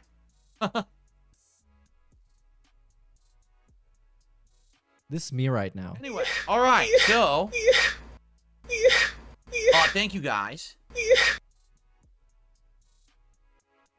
This sucks. Look at this. Look at this super chat. This is so ridiculous. Say it. Say it. I will respond to that because I'm doing shout outs. So let me get to it and I will respond to it. He is super bloated today, by the way. At this point. All right. Okay, we're getting a drama segment, everybody. Congratulations. Absolutely, positively nothing to do whatsoever with the tractor content. Have I not said this? How many times have I said this? Is this not the broken record, right? I literally come here on my podcast over and over and I say, I want nothing to do with detractors or their content. I don't want to talk about it. I don't want to be involved in it. I'm not involved in it. I actively ignore it. Correct? Have I not said this over and over and over here on this channel publicly to all of you, right? But saying that you're ignoring it is not the same as ignoring it, right? It's words against actions. My stance has not changed. All right? So I don't care about this nonsense going on outside. I'll get to it because that was a super chat. I will directly respond to it now because we'll have time to respond to it. This would be the appropriate time to respond to it. I will respond to it in a minute when it pops up. All right? Let's go through the order, the proper order here. Okay. So no worries. You're going to get your answer. You're going to get your attention this morning, and then we're going to move on from it, and I'm going to wipe my hands of this nonsense. Okay? Okay. Cool. Tanya Raven, thank you for the first super chat of the day. Said, crab people look like crabs. So what? Wait. People, crab people. Shut up, dude. Thank So you. now She didn't say he's all gonna this. he addressed it, but we're gonna get to it later and address it again Cool. because he wants to talk about the trolls as Lord little as possible, I Licorice. guess. But no. The $7 super chat. I don't even understand what this means. Maybe you guys can explain this to me. Again, another thing just goes right over my head. Just look at this. PPP of Kino Casino gave you a lot of compliments for your review of Nick Rakita. Did you see any clips of that? I love your show, by the way. Oh my god. Because they're like, so Kino Casino is ironically pretending to like DSP because DSP dunks on the same people that they dunk on. So it's kind of like the enemy of my enemy is my friend type of thing. So yeah, they gave him a bunch of shout outs because he dunked on Rich and he dunked on Rakita. Who is PPP? What is Kino Casino? I assume when you say I got compliments for my review of Nick Rakita, you're talking about the clip that was submitted to my React show on Sunday, where I honestly reacted to what I was seeing. And yes, I was just as appalled as everybody else at the behavior that we saw in that clip, right? But no, I did not see any clips of anything. I have no idea what you're talking about. I have never heard of it. But the only reason that I'm kind of trying to figure out what this is, there's a ton of comments on the video from, they're saying, oh, Kino Casino. Yeah, Kino Casino. I'm like, I don't know what they're talking about. Well, look it up, dude. Find out. I don't know what that You're means. not curious? So, I don't know. I don't know. What if anything they're about your it. fans? Okay. So, What if Jade was a part of the never heard of podcast? him. I don't know what Kino Casino is. Never. You wouldn't give him a listen? Thank you for the super chat. I was just being honest, you know? And again, what you have to understand is when someone submits a clip, I have to respond honestly to the clip I'm watching. It very well could be that that clip that was submitted is very not representative of everything that Nick Rakita puts out. I don't know. I don't watch his content, right? I don't care to either. I'm not going to go do hours of research to just watch one clip on my clip show. So I was just reacting honestly to what I saw, And, you know, if someone liked the response, Okay, why is it bad when people do that to Phil though? And they're hurting him and they're trying to ruin his business and hurt his family when people are objectively, fairly trying to talk about a clip that they saw, which many other people have done in the past. I'm not specifically talking about detractors. I guess, thanks. I'm glad. And doesn't that mean that the detractor opinion is way more educated than those other people? Because we actually watch his stuff. For chat, I don't know what else to say, though. I don't know about it, because I don't know anything about it. I don't know either, man. Never heard of him. Or anything. The video doesn't even have 300 views. You know, it's just the same as any other React video for me. No big deal. That was the subject matter. But oh yeah, and they probably got like 10,000 on their video. I'm glad. And he got 300. Zero clips of it. I didn't hear anything of it besides the comments that you guys left on the video. That's it. Yeah, they got 4.2 thousand. But that's the kind of content I put out on the React. On the Review Tech USA thing, and 4.9 on the Rakita one. That's me. You know, that's what any clip that's submitted. I'm honest and stuff. So, okay, it's another lolcow podcast. Oh boy, we need more of those. That's for sure. We don't. Oh, and he hates them now. He hates them now, even though they talk nicely of him. Ironically, though. All right, let's continue. I would like to think it's ironically because I find their show to be entertaining, and I cannot embrace the fact that they might actually think DSP is this based epic guy. Jordan with a $2 super chat says anxiety sucks. Chat. I think anxiety sucks for everyone. Yeah, I agree. Sometimes I'll have anxiety and I feel awful about something, or you know, I feel nervous about something coming up and it makes me feel like shit. So I agree with you. Their anxiety does suck. Hopefully you feel better. I'm sorry about whatever's causing you anxiety there, Jordan. Swagonito, 34 months as a member, and says 36 months, I'm almost there. Yeah, 2 more months, you should have your diamond crown. So thank you, Swagonito. And again, I'm sure there's a few people who are getting very close. Okay? Now, here we go. Now I will address this, okay? Happy Gamer Studios did a $10 super chat. Okay, here we go. I'm just going to read this word for word, and then I'm going to give you my honest response to it, okay? Hi, Phil. Love the show. You're actively avoiding me after DMCA striking my game, The Detractor, on Steam. Excuse me. I thought you said your work is okay to use if it's transformative. Don't be a coward. Thanks, Happy Face.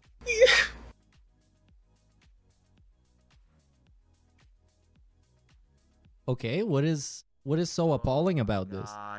The game was strike. It's your name on it. I swear to God, you fucking people never learn. Right?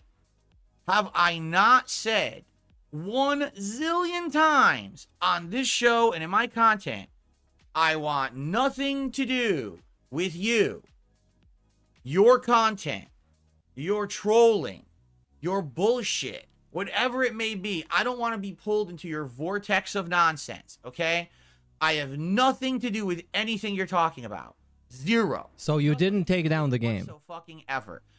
What I've seen is there's people coming on in the last week saying there's a game that you're in and it's a detractor game. And what do you think about that? I don't care. I ignore it. I have nothing to fucking do with it. I have more things to do in my life. I'm so busy. I don't have time to worry about your dumb shit.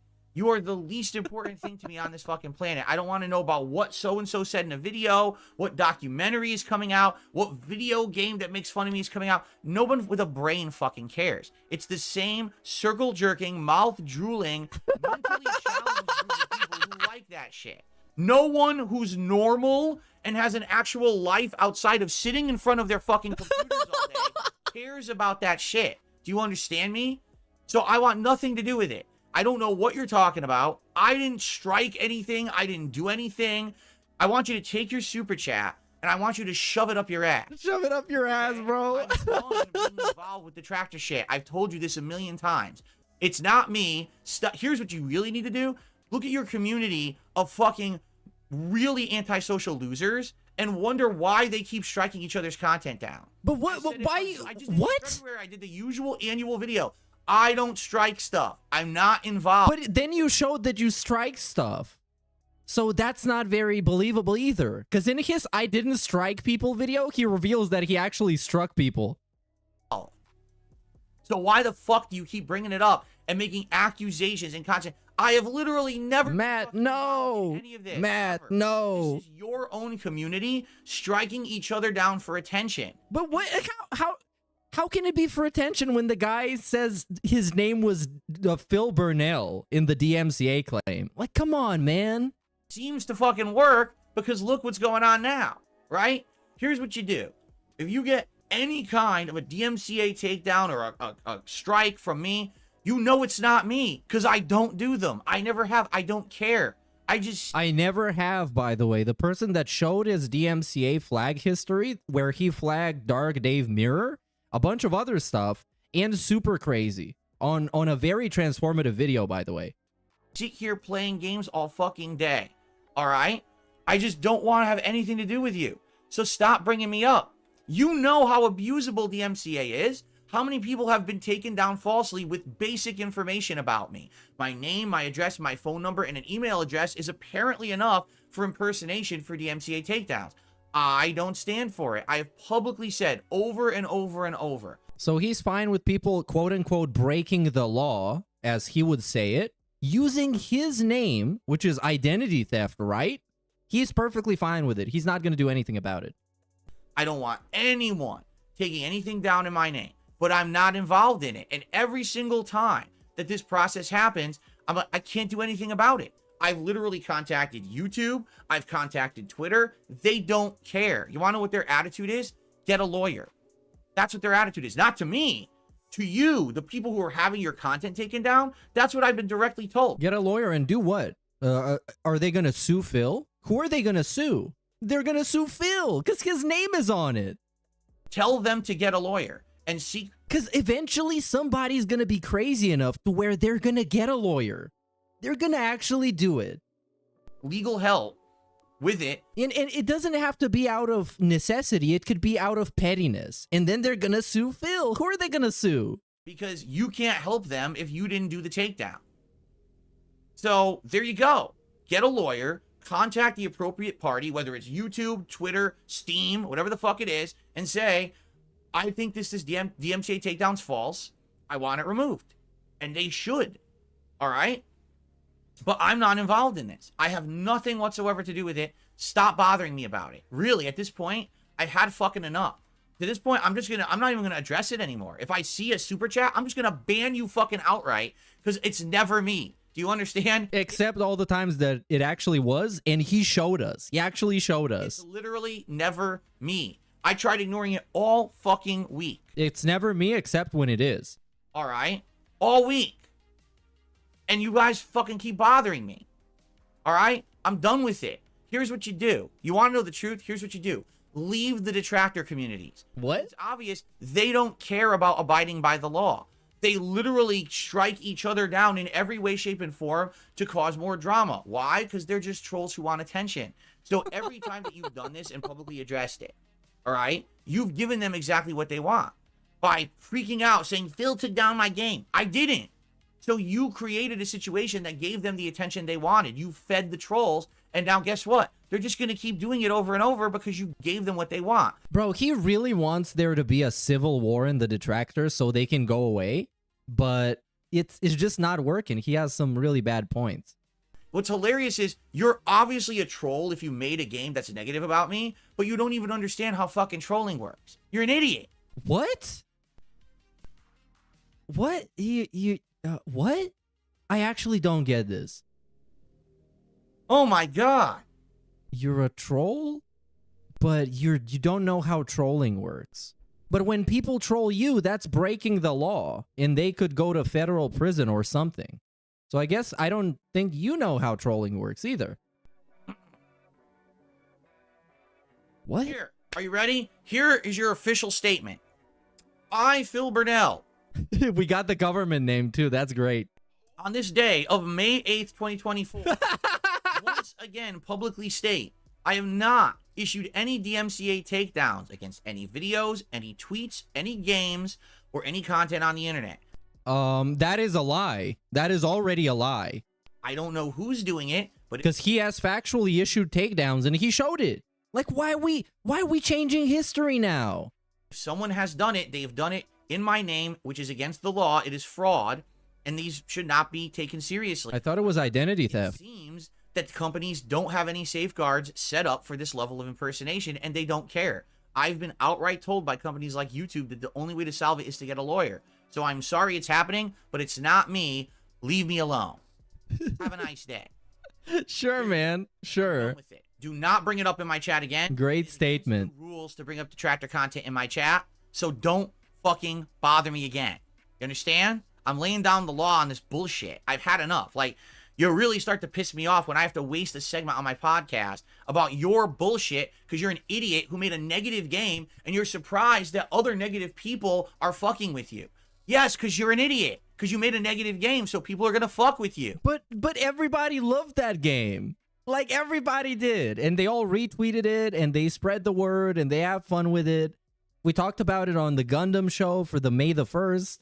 Yeah, everybody loved that. They already have on people's... Like, he just has fundamentally a wrong perception of the detractors because obviously they hate him, so they must be the worst people ever. But most of them, or at least the ones that I've had experiences with, are very kind, normal people that just like having fun on the internet and posting like shit posts and stuff. YouTube channels and Twitter. Why wouldn't they fuck with you with the game? Are you stupid? Yes. Now deal with your stupidity and leave me the fuck. Deal with your stupidity, Happy Gamer. Okay. I hope that was a sufficient answer. Back to normalcy now, everyone. Let's get let's back to normalcy. Chill vibes. I remember this morning it says relax your shoulders, Phil. You're right. I got upset. You got upset. Did it really get upset? I thought you didn't care. I thought they don't matter at all. Sure. I should relax my shoulders. Okay. Should relax your anus. He ignores everything, but he also somehow knows exactly what's going on at all times and all the parties involved. Because it's a game of telephone, man. Because I believe genuinely he doesn't keep up with actual videos. Like actual troll videos. I don't think he goes around watching him. I don't think he watches restreams. I don't think he knows the scene, right? But he got people telling him stuff, and he misunderstands half of it because people telling him stuff is like it's a game of telephone. A bunch of details get lost in translation, or they just straight up lie to him, like with the whole thing about the chargebacks that caused him to just straight up spread misinformation. Oh my god. Happy Gamer Studios, I don't know what email you're talking about. Go fuck yourself. Enjoy your band. Oh no. Still talking in my chat. Well, can you write me an email? No, you can eat my ass. Oh, come on. We got sexual harassment on top of everything. Not only is he banned, he is now sexually harassed as well. That is toxic. That is super toxic. Dude, you can eat directly out of my butthole. Directly out of his butthole, too. Not even like sucking on a cheek or something. Not even like a gentle kiss on the cheek. You're going all in, like human centipede style. I'll mail you the spoon. And he's going to mail him a spoon. I thought it was going to be directly out of his ass. That means you don't need a spoon for that. But I don't know. I'm just an idiot. Okay. Holezilla did a super chat and says, show your belly button. No, absolutely. Big ups Twerk to Spec, who says it's not anxiety, it's guilt. I don't know about that guy. Was that the Jordan guy? He's one of those guys that are trying to buy Phil's friendship. And it never works, but it's really fun to watch. Because eventually that guy's going to make a bunch of chargebacks and turn into a detractor. On the YouTube side, excuse me. On the tips side of things. He definitely took down the game. Look at how defensive he got the second he was done reading the super chat. Only guilty people act this way. Low-key, I don't know. I actually don't know. Maybe he didn't. Maybe he didn't. Maybe it was Super Puppy, you know, that guy? Who just likes he acts like the hand of Phil. Why is it so challenging? He's Phil's right-hand man. Let's see what Gothi has to a right-hand dent. Nobody knows, but if the name says Phil Burnell, I assume it's Phil Burnell who did it. Otherwise, it's a identity theft, isn't it? And he takes those very seriously, unless, you know, except when he doesn't. Because they either have holes in them or they lose their elasticity. I didn't kill him. I just called the hit. Pigler. Yeah, he just called for the hit because he's the big baller. He's the big boss. He doesn't need to directly strike somebody. He can just point at the guy. Go to Discovery. I wish we could get sued. Then we would go to Discovery. I think eventually it might happen. If somebody gets petty enough and pissed off enough and has enough money, they're going to sue his ass. At the discount store or whatever. Or maybe that's just like wishful thinking because it's going to be super entertaining. I wish Pastor Eric Miller went through with his lawsuit. because he was really serious about that. We're gonna finally take down Phil for checks notes, wire fraud, and gross. What was it? Gross negligence. Yeah, man, that was not happening. That was not working. You can't expect it to last The lol suit. an hour after you first wear it. And I think actually once I left him a comment back when he was like going crazy. What is this guy talking about though? Funny because they're not necessarily cheap unless you go when there's a really big sale, but they are awful. They're like bottom end. They fall apart. They unwrap. Whatever. At some point when the pastor was wilding, I left him a comment asking him, "What's up with the lol suit, pastor?" And then he got really salty in one of those videos over that comment. But he didn't know me, so that's it. All right. You'll get better. He never knew me. Meerkat Mob. Usually. Not always, but usually you'll get things like tougher seams, more. Actually, what's up with him? Has he uploaded something? I actually missed that guy. He got some very entertaining vibes. But not necessarily always. Sometimes you get ripped off. You're paying for a designer piece of clothing just because of the name on it rather than the quality of the clothing, right? What I would recommend. Oh, he's gone. He's gone. His last video was 3 months ago. What is that guy up to? I'm going to find him. Name brand designer shirt. All right? A year or two ago, this was Is there something on Spreaker? Like $70, okay? Guess how much I paid for the shirt? Wow. $11. Why? Because you can go to those stores. They have different names: secondhand stores, thrift stores, or one of those stores that resells stuff that's unsold. Marshalls, Burlington, Ross, right? I keep thinking of other ones. There's a few others like that too. Okay. TJ Maxx, that's another one, right? So these are good clothes. No, they're not. They have a small defect. Most of the time, you don't even notice it. Okay. Or for some reason, it just went unsold. Okay. So if you go to those stores and you go through their stuff, the reason is that people didn't want to buy it. That's the reason, Phil. That's actually the reason. It's literally name brand stuff. For some reason, they didn't want to get sold. Quality stuff. I wonder why. That's how I got all these shirts for the summer. A $70 designer shirt being sold for $11, brand new, unused. And this is better quality. Like seriously, like I've noticed, the stuff that's more, you know, the recognizable names, the higher end stuff is better quality. It doesn't just fall apart like some of the cheap stuff, you know. You go to the discount store like Walmart, you're going to get Walmart quality clothing that falls apart in 10 seconds. Or you go to, you know, fucking Old Navy, you might as well just throw it out before you leave the store. Bargain bin Burnell. I like this one. Better, but you don't want to pay. I do not ever recommend you get this stuff full price. I mean, would you pay $70 for this shirt? No, I wouldn't even pay 10. $70 fucking investment? No. But I could probably carry myself better in this shirt. Oh, man. I could pull off some incredible effeminate drip in this. I would be styling and profiling. What are we, 8 minutes behind? And he's lagging? How come? What happened, Burnell? And that you can relax. Date What? for me. I want to unwind and enjoy the rest. Come on, man. This is not cool. After. I don't know who this is from because there's no name on it. But whoever this anonymous $5 tipper is, I thank you for that very much. I wish you the best. I hope you get through your day quickly. Excuse me.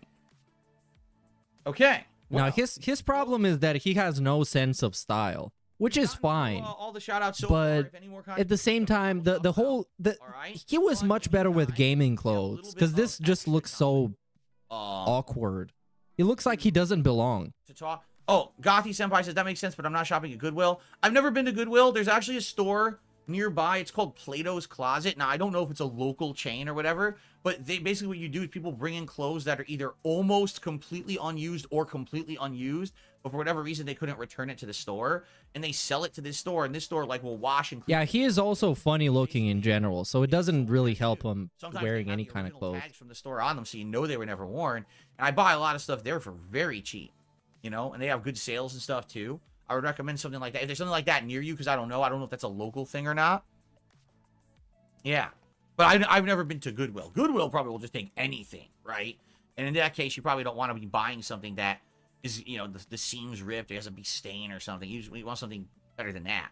So, okay. All right. So we're good, right? Now let's get to open Q&A. If you guys tag me in the chat, we will talk. Okay, let's see what people want to talk about. I have no enemies. Says excellent progress with Geef last night. Wondering When you hit master. And it's officially Q&A. Well, yeah, when Akuma comes out, number one, yes, I'm going to play Akuma, but also you have to understand they're rebalancing the game. I'm going to want to play with all of my characters because I'm going to want to see how all those characters have changed. If they're better or worse, you know, we have to relearn properties. So this is going to be like a renaissance for Street Fighter 6 when the patch comes out because everyone's going to be playing it again to relearn everything. So I'm excited for that. It's not just going to be Akuma. Yes, I'm trying Akuma, but I'm going to be trying other characters too. All my other characters to learn the changes. Jade, no door guy today. Cool. Cool. Excellent. Glad to hear that. I hope things are all right and no loud noises for you today. Am I ready for the Multiverses relaunch on May 28th? Asked Retro Parasite. I want to try it. You know, keep in mind. Okay, this is getting sped up since obviously it's the Q&A. The audience got really tired of it. You know what I'm saying? And Oh my god, look at the shaking. totally stopped playing it. I want to try it again. See what Def some guilty piggy behavior. I don't know. At this point, I can't tell at all, man. I'm super confused. I'm really confused because I don't think he did it, but at the same time, he said he did it in the past for a bunch of stuff, and it ended up him doing it. So I don't know. I just don't trust him by default, and I still don't trust him. changed. But I'm not convinced that it's going to catch on with the audience again. You know, especially now because I'll also be playing Street Fighter 6. But I'll give it a shot. I'm willing to give it a try. Next question. What do we have from the media? Mortal Kombat 1 is having a comeback, and it's fixed. They fixed the game. There's nothing to fix unless they redesign the game from the ground up. Yeah, it's a fucking The gameplay duty. sucks. It's not just, oh, the netcode's bad, because it was. I don't know if that's better. No, the gameplay elements are terrible. The game plays horribly. They took out the elements of the game that made it better in 11 and went 5 steps backwards to make it a high-low mix-up with assist in the middle of a combo game. It's terrible. It's really, really bad. It's slower paced than previous Mortal Kombat. Because also, in the past, we have DMs of him on Twitter talking about he wanted to find the most slanderous detractors and straight up just strike him out of existence. And he had set his sights on GTG and Snort Burnell. And we have DMs of that, like actual Twitter DMs. So I don't trust this man on anything. That's why whenever he talks about how hot it is, I have to look up the actual weather report so I can verify for myself. And he's always wrong. The game stinks. I'm not playing it. Street Fighter 6 and Tekken 8 are far superior to Mortal Kombat 1, just in their innate design and game engines. I trust him as far as I can throw Cat, basically. Is Jasper Kitty excited for the Kitty game on Friday's stream? Asked IGs. I'm fairly certain that Jasper's not consciously aware of video games or what they are. But he did react when I played Stray. He actually did look at the screen and paw it and stuff. So, I don't know. Maybe? I don't know. We'll have to see. I don't know if it's going to be good or not. We have to test it out on Friday and go from there. Big Fridge says it looked like Tommy Vercetti today. Well, there you go. Thank you very much. But that's what I'm going for. Yeah, Tommy Vercetti. Sure, man. Actually. Yeah, right. Do I have a preferred Metal Slug game? You know, I don't really... It's hard to discern between them. The first one was purely fighting the Nazis, right? And then the aliens at some point got involved in like 2 or 3, right? And then it just went off the rails, and I don't really remember them. They're good games. I can't really discern between them in my head. Doesn't Jasper watch TV? Asked Swagonito. I'm not actively. If my wife and I are watching... Not actively. As in what? He doesn't follow the regular TV shows you guys watch? What is it actively watching TV as a cat? Really? Doesn't just sit there and watch it with us, no. Cats are more aware than us. They know exactly what's going on. Oh, I'm not saying that cats don't know what's going on. They just don't care. Right? They just don't give a crap about 90% of the stuff in their environment. And then when they're important, when they're focused on something, they're hyper focused on that one thing, right? Gotti Senpai says, yes, my cat did the same. He loved me playing Stray. Yeah, Jasper was here, watched me play Stray, and sometimes he would jump up and paw the TV and stuff like that. I remember.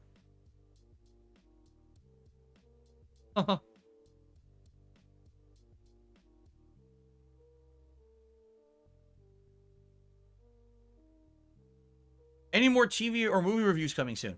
Is not The Boys coming back in June? I think it is, correct?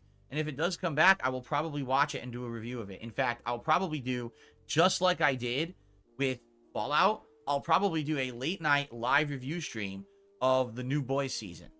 Because I want to say, I'm trying to remember how much of The Boys I watched. Of course, he's a big fan of Boys. A couple of years. I think I've. If it was called The Girls, he wouldn't watch How it. many seasons are there of it? I saw at least the first 2. I might have seen the whole third. I watch it slowly and casually. I haven't binge watched it. Here is, by the way, Mr. Phil. I never struck anybody down, Burnell. And here's the proof of him striking people down. I'll probably. So we got Dark Dave, and here in the bottom. New show comes out in a month or so. Okay, shut up for a bit. We here at the bottom we have Super Crazy. I don't know if you guys can see that, but we do have it. And then at the very bottom, which I don't even think I can show you. I can show you here. We get 1 of 10 on this page and 33 in total. So that makes me wonder, oh, what are those 33? Very interesting, Mr. Bernelsky. Very interesting indeed. Probably watch season 3, and then when a new season comes out, I'll probably watch it, and I'll do a late night live review. Yeah, he was striking people down to teach them a lesson. Mr. Power Trip Burnell. Just like we did with Fallout. And we'll have the first hour, I'll summarize, I'll talk about the plot points and what I think, and then in the second hour, we'll do interactive stuff. Probably. Yes. And today we have I've never struck anybody down, which is objectively false. So I'm going to keep him to his word, and he's a liar to me now because I proved that he lied. And everybody else proved that he lied. Full playthroughs here on the channel.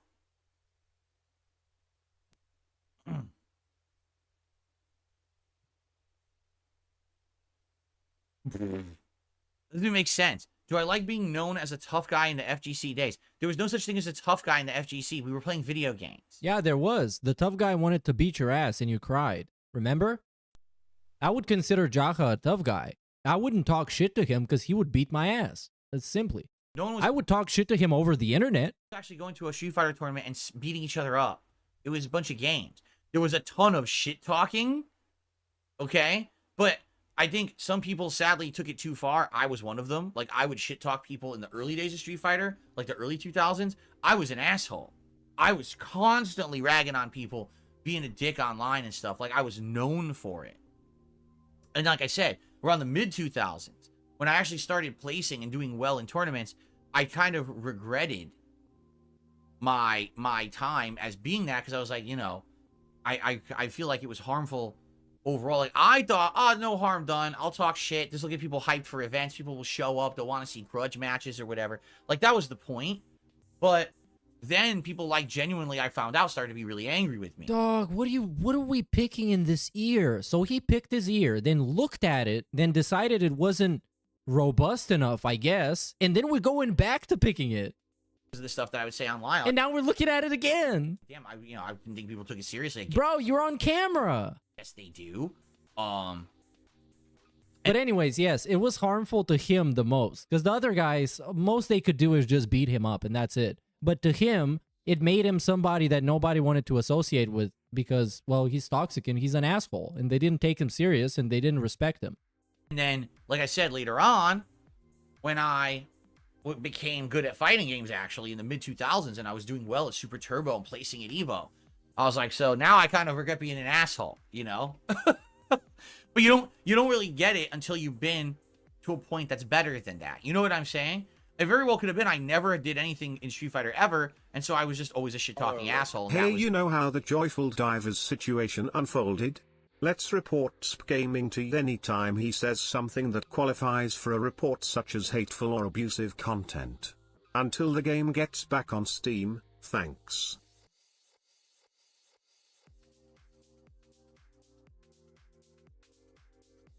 And I'm muted again. Fantastic. I love this. If you think something qualifies as abusive content, such as telling people they're mouth droolers or such, you can use the proper methods of reporting that to the police, you know? My whole run.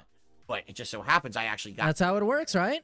Not only was I... And that's why I keep saying that if he wants cyberbullying to be gone, I'm going to be gone, and so will all the other guys, but he's going to join us. He's going to be right next to me on the bus to Kick. We're going on Kick, brother. Placing, but I was running tournaments myself. I became a respected tournament organizer on the East Coast, running tons of tournaments and stuff. So, yeah, you know... But I do believe the game is going to get back on Steam at some point. And if not, it's going to go back somewhere else. And now this is like a total Streisand effect. was like, Because the game could have came out by now, everybody would have forgotten about it. From SF2 before he got better at it. Yeah, he moved on. But well, I guess that's the best one. That's the best one he could do. So that's what we got. Street Fighter 2. And I love the whole thing. I love the whole thing being a Super DSP thing where he was particularly good at an obscure port of a specific video game that most people wouldn't even recognize was valid or care about. So did he call himself respected? Hold on. You know what they say, hindsight's 20/20. When I was a young kid in my early 20s, I didn't think there was any harm to online shit talking. I thought it was a joke. I was like, why do people take this shit seriously? But there isn't harm in online shit talking, but you're not shit talking. You're actually just being an asshole. There's a big difference. They think because you're sitting on a forum or sitting in an IRC chat room talking shit that someone's like serious about, like, you know. Phil was serious. What are you, dumb? I guess so. Because people actually took it seriously and thought that like people were going to fight. Like, Oh no. my god. Are we really going to do the I wasn't serious gimmick? Like, actually we're going to do that? When he was drunk in the middle of the night on people's shows telling him he's going to cut their heads off. I'm going to fucking chop your head off and shit down your neck. Something along those lines. This is a great segment. There's never going to be a giant I guess, yeah, that's a good point. I guess the detractors aren't serious because we're just shit talking on the internet. As you can see, I'm not trying to ruin his life. fight where I was going to go to a tournament and beat people up, or they were going to beat me up. That wasn't going to happen. What do you think? We want to go to jail? It was going to happen. No.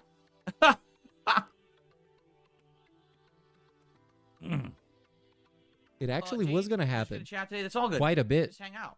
It's all good. Oh man, I wasn't serious, man. Come on, I was drunk, man. Come on, man. What do you want to beat me up now? Come on, man. There's multiple people wanted to actually beat him up because he was just talking too much shit.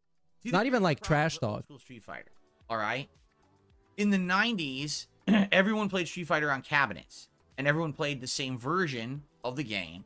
So arguably, if you went to a tournament and you won, you were the best. But then what happened in the 2000s was that there was a conversion of all the competitive Street Fighter games to consoles. And when this happened, sadly, there was no real consensus on what was the best version of certain games. And the game that I was best at, Super Street Fighter 2 Turbo, never had a good console conversion that was accurate to the arcade. I mean, no exaggeration. There was PlayStation 1, Dreamcast, PlayStation 2 from an early collection, and then I want to say there was a second collection later on that also was PS2, and then there was the Hyper Street Fighter 2 Anniversary Edition. So just within the 2000s, when I was attending tournaments for Super Turbo, you could play on any of 5 different versions of the game, and all of them played slightly differently, different tweaks, different, damage outputs, different hitboxes. You know what I'm saying? So because of that, no one could agree what was the right version. So the right version was the one that DSP was the best at. Oh, that doesn't count. Just watch. Okay. Go to a tournament. That was Dreamcast. Oh, it doesn't count. That's Dreamcast. Well, what does count? When does it actually count? Because I'm not running the tournaments. I'm not picking the versions of the games that are played. I mean, fuck, Evo staff was. Evo was the one that picked the PS1 version of Super Turbo, right? So how are the players responsible if that's an inferior version? It's unironically a story from 20 years ago. A new excuse. Oh, you see, that's not the right version. Actual 20 years.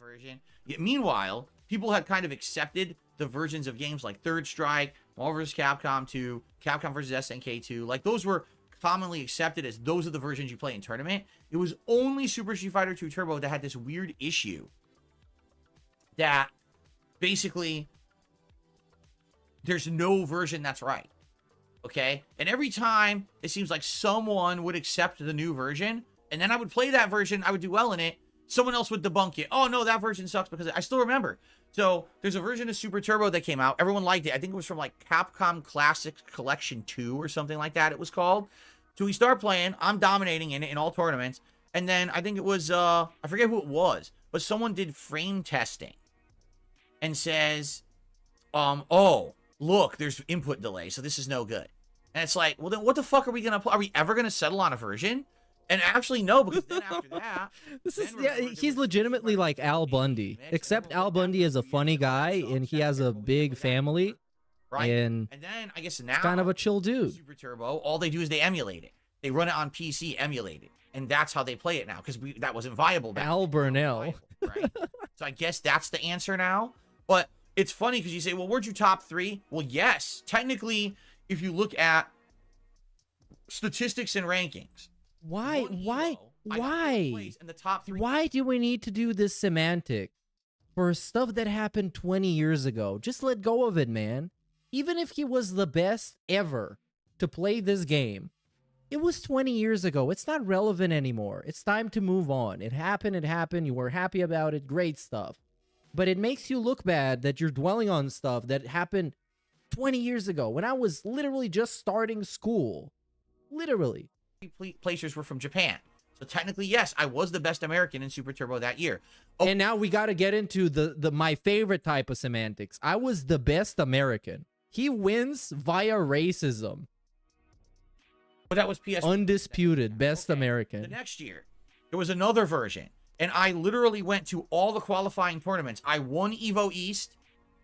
And I was placing at all the qualifying tournaments. Oh, but that's Hyper Street Fighter 2. That's not full Super Turbo. That doesn't count. Okay, the next year, we picked the next version of Super Turbo. I'm winning. I won Evo East again. I'm going to other tournaments. I'm beating everyone. That year, 2007, I went to all the qualifying tournaments for Evo, and I either won or placed at most of them to the point where I had like 5 spots at Evo. Okay, actually, if you really care about this, we've had Jaha on That Being Said, and we had Bunke as well on That Being Said, and they talk about those qualifiers in depth. So if you actually care about it, you can go look it up.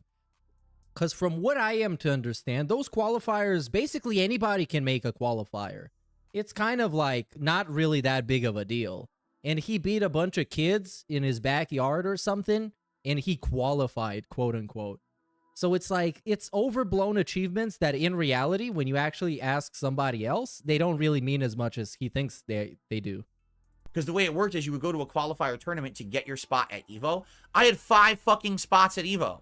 So they had to basically give my spots away to people. When you're someone like Phil Burnell, you have to take your wins where you can, cause a loss is right around the corner. Very true. I agree with this wholeheartedly. However, if your wins happened 20 years ago, you might want to move on at this point because it's getting sad. But I do agree with the general idea of this message. Well, I beat Definitely. tournaments because I had too many spots. Okay? But no one will talk about that because that doesn't matter because that was also a bad version of Super Turbo. You know, but I'm only playing what the tournament organizers are picking. So I'm sorry that people want to fucking have problems with this Big ups Gengar Green for the message, dude. Complained to Evo staff that they kept picking bad versions of Super Turbo and wouldn't get the arcade version. That's not my fault. That's their fault, right? But anyway, can you argue that I was one of the best at Super Turbo in the United States at one point? Yes, you can. Mid-2000s, absolutely. I was at the top of my game and I was one of the best in the United States.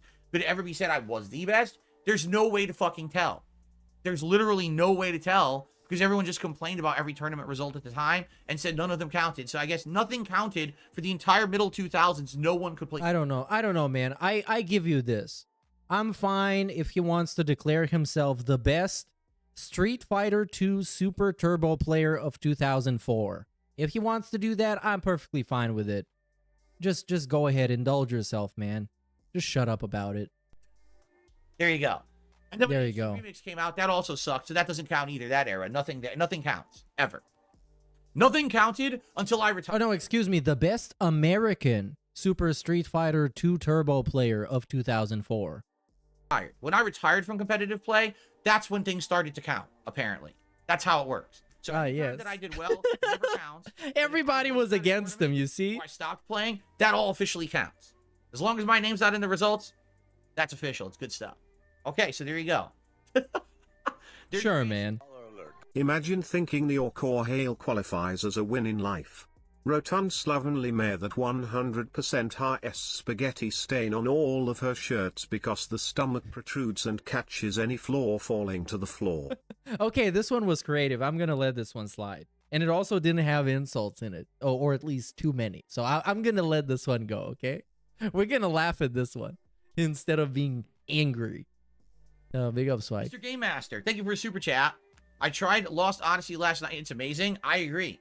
I don't. Lost Odyssey was what Final Fantasy 13 should have been. It plays like RPG, time, and really challenging game. And Dead Air. It's about time. How much do we have left? Oh my god, we have at least 15 minutes and he's still talking. This is gonna be a long style. That year there was Evo East, there was Midwest Championships, there was Evo North, like North. I think it was Evo North, Evo East, Evo West, Evo South, and I want to say there was like a fifth. I could be wrong, but basically I went to all of them, and I literally earned a spot at Evo at every single tournament. I didn't win them all. I won Evo East.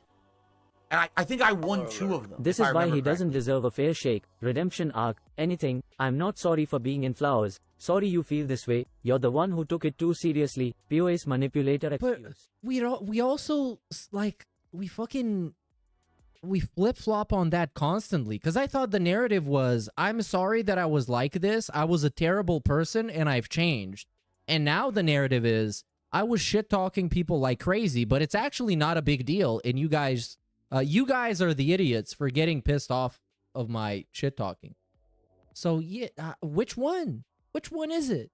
Or I got close. Did he do nothing wrong, or was he a terrible person that was harassing people? I know I lost an Evo North because it was on cabinet, and there was something that happened that that threw me off. I don't know if that version was running differently than what I was used to, because I remember something was off.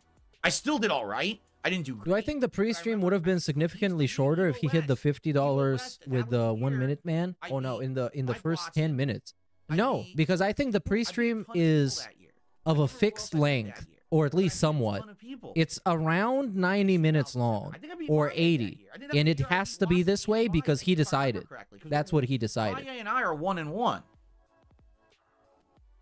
Can't remember. I lose track. But yeah, like I went to Evo West, the land of the best Super Turbo players in the world, and I made top 8. I think I made top 5 in the tournament, and I earned a spot at Evo from Evo West, even though I already had one because I won Evo East. I'm pretty sure I think I won Evo East, and I either placed or won Evo South.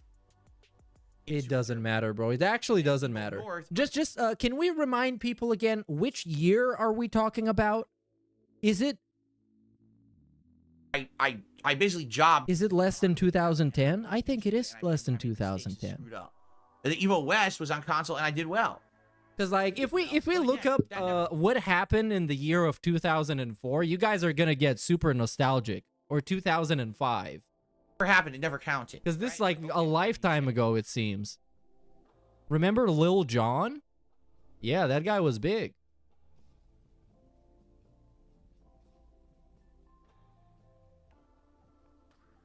Do I think Evo should be an American-only tournament? No, it doesn't matter. Who cares? Let a true warrior accepts all challengers. There's no exceptions to the rule. There's no... Why would you declare yourself #1 then, when there was other challengers that rank higher than you? Criteria. If someone wants to step up, challenge, accept that challenge. Take them on, right? All comers. Doesn't matter what country you're from. I'll whoop your ass anywhere. Right? That's right. Sure, man. Sure. This guy has a mental breakdown over DoorDash and Amazon deliveries. But yeah, you can whoop your ass. Anytime, anywhere. You just call the place. In Dead Air, brother.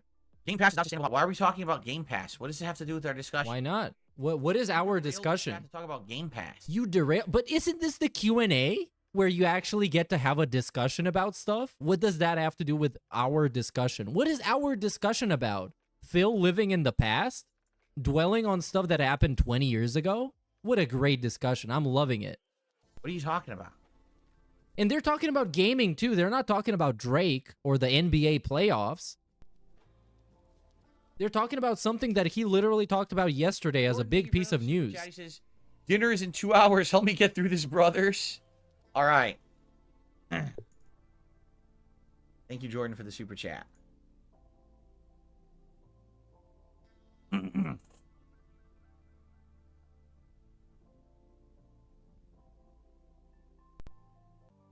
No, actually, Leonardo, it's a little different. He says, isn't the difference between console arcade cabinets similar to offline online tournaments?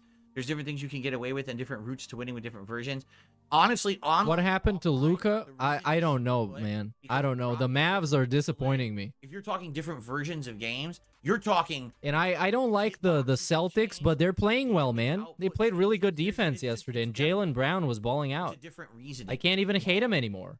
I can only hate the Sixers now. It would be like, I don't even know how to explain it, because it's very hard. I can't even think that there's a modern comparison for this. You know? Like back in the day, imagine playing, you've seen the arcade version of a Street Fighter game, right? You know what I'm talking about. Now imagine playing it on Super Nintendo, right? Arguably they're the same game, but dude, they're not.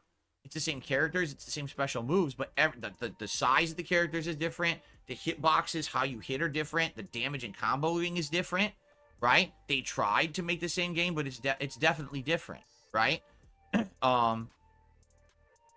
So, yeah. Now, the differences become less obvious when the consoles got better. You know, the PS1, I'm trying to think about the PS1 version, the Dreamcast version, the two PS2 versions, and whatever. They looked closer to the arcade version, but they definitely all Oh my god, I hate this, man. It's not even, because that's the thing, like, the difference here is, when you're playing Street Fighter 6 offline and online, at least you're playing Street Fighter 6. It's the same game. The problem is the timing and dropped inputs. That's a big issue, correct? When you're talking about the ports of games back then, you could even be talking about complete gameplay changes and issues. Imagine if, when you play Street Fighter 6 online, Blanca can do a Blanca ball from full screen that juggles you.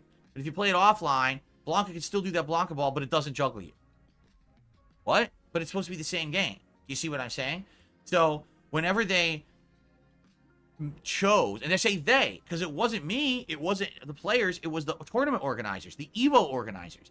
Whenever they chose to run a different version of Super Turbo every year, the whole game changed again.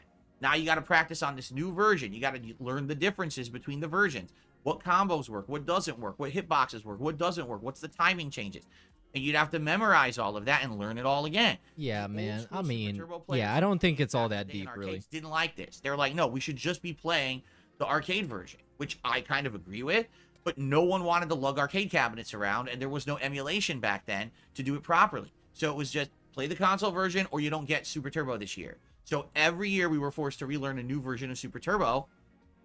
And some people would put up with it, like me, and others would just stand there and whine and complain. And it's like, I don't know what to tell you.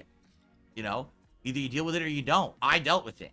You know, a lot of the OGs did not. We're probably gonna get a Lisa Lou bomb later on, so strap in for that one. Did a super chat. Sounds like a conspiracy to keep you out. Why? There's no conspiracy to keep me out.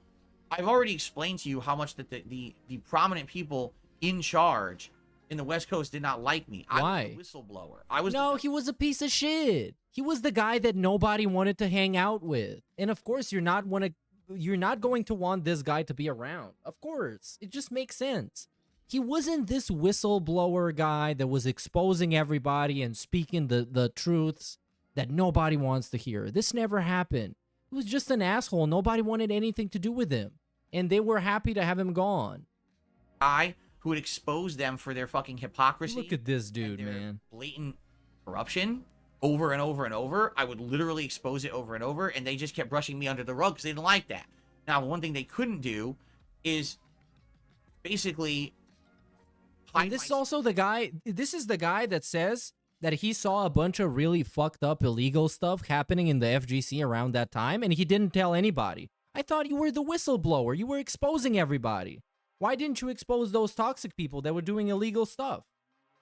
Killing Street Fighter. So if I went to a tournament and won, there's nothing they can fucking do about that, right? What they can do is they can edit my posts. They can say that, you know, hide my shit that I'm saying about their fucking netcode and talk about corruption at B5 and shit. They can hide all that, all right? But they can't hide when I go to a tournament and I beat everybody. So then what's next, right?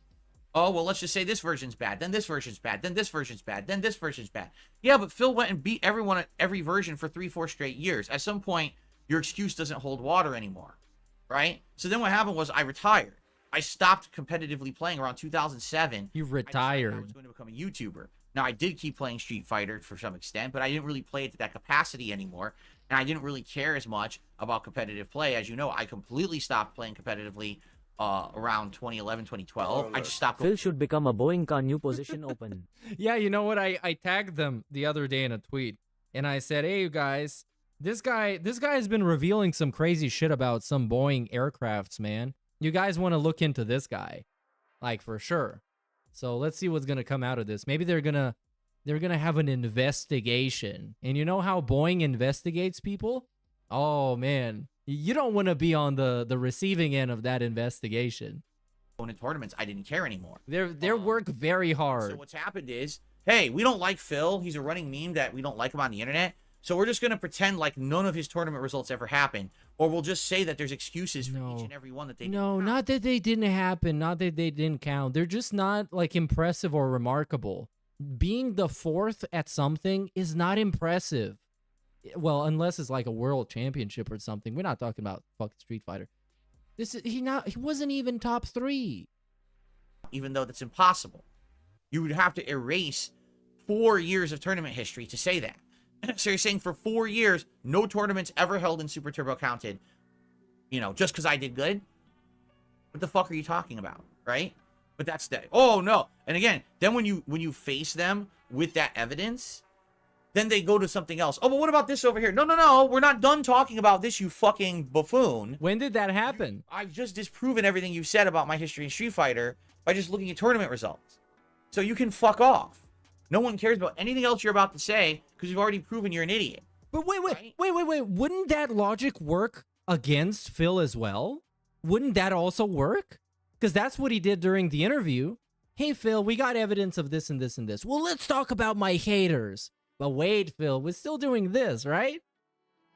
But that's it. They don't care. These are circle jerking Right. communities of people who only care about their own narrative that they've created because they don't like, you know?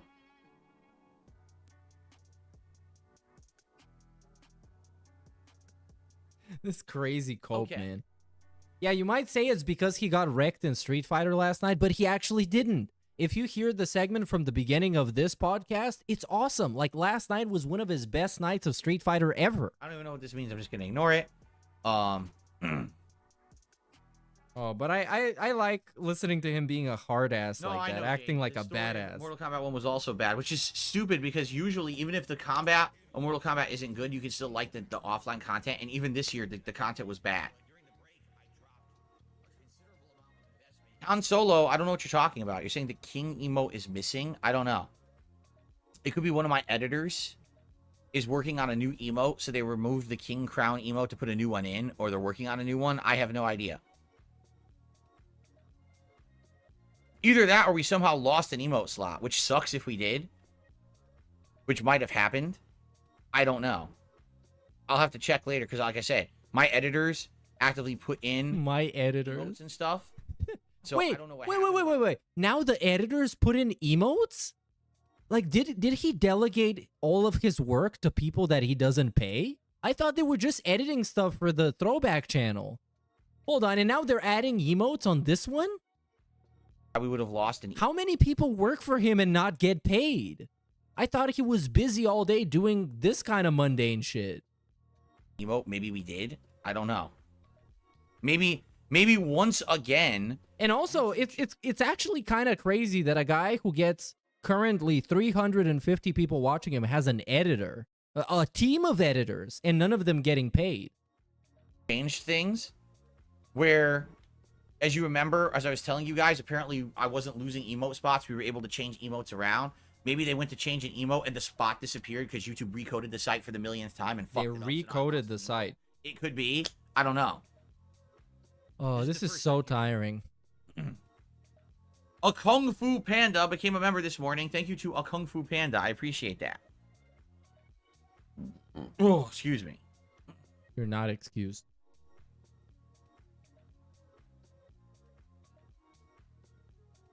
Oh, the Final Fantasy VII emote was removed ages ago. That hasn't been there for a while.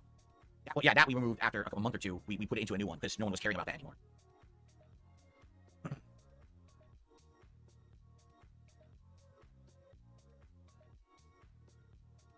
Yeah. I guarantee what happened is probably the My editor was probably trying to add new emotes. My editor. wanna bet that Oh, YouTube come on, man. Stop calling him like that. It's embarrassing. and basically removed emote slots. I could be wrong. Because, like, it goes against the whole narrative that he's a small guy that does everything himself, and that's why you should like him. He's not like those people that get millions of views that have a team of editors putting together the show. Look up one of those pre-streams from a year ago. That was the whole thing. Hey, you guys, I'm a content creator, content curator. I'm independent. I don't have any sponsorships, anything else like this. I just rely on you guys. I do everything myself. And this year is like, I got a bunch of editors. Nobody's getting paid. Look at me. I wonder if that's what happened, because that king emote was there like last night. Oh my god, now we emote talk.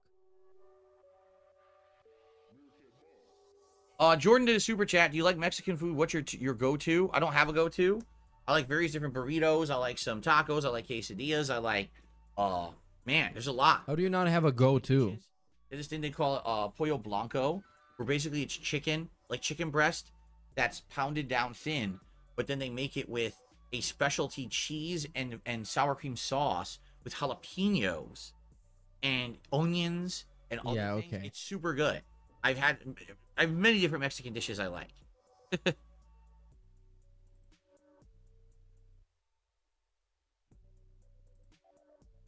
My go-to is the chimichangas. That shit is awesome. Tonight we're having our homemade gumbo. Oh man, chimichangas with a burrito.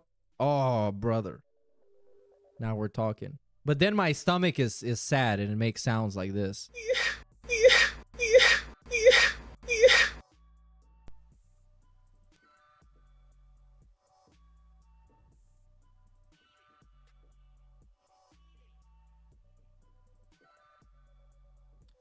Big Bridge, there's fucking people. I wouldn't imagine if you went to a tournament and you kicked everyone's butt like the old days. Like, Nah, you wouldn't. I don't even have an inkling in my head of doing that. I don't even want to go to a tournament ever. You understand? Like, I have no desire to spend the time to plan, to travel, to go to a tournament, to have to stay at a hotel, eat shitty fast food the whole time I'm there, sit around all goddamn day waiting to be called. Would you eat cat's chimichanga? I would try it. I mean, why not? Wait.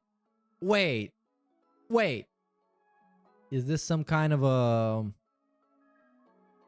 Wait, are we talking about the food? Play my fucking match. Yes, I would eat the food. Tedious, time-consuming, boring thing. It really is. I hate to say it.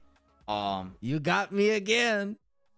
You damn dirty troll. I don't see myself ever going back to being in that tournament life ever again. When I was younger, But it doesn't have to be like that. things to do, and I didn't know better, then I was like, I don't know why he assumes it always has to be this way that it was 20 years ago. He can just go casually. Like, imagine he goes on a vacation with his wife to some place where they're holding a tournament. He can go there for like half of the day and hang out with other people, talk about video games and play in the tournament.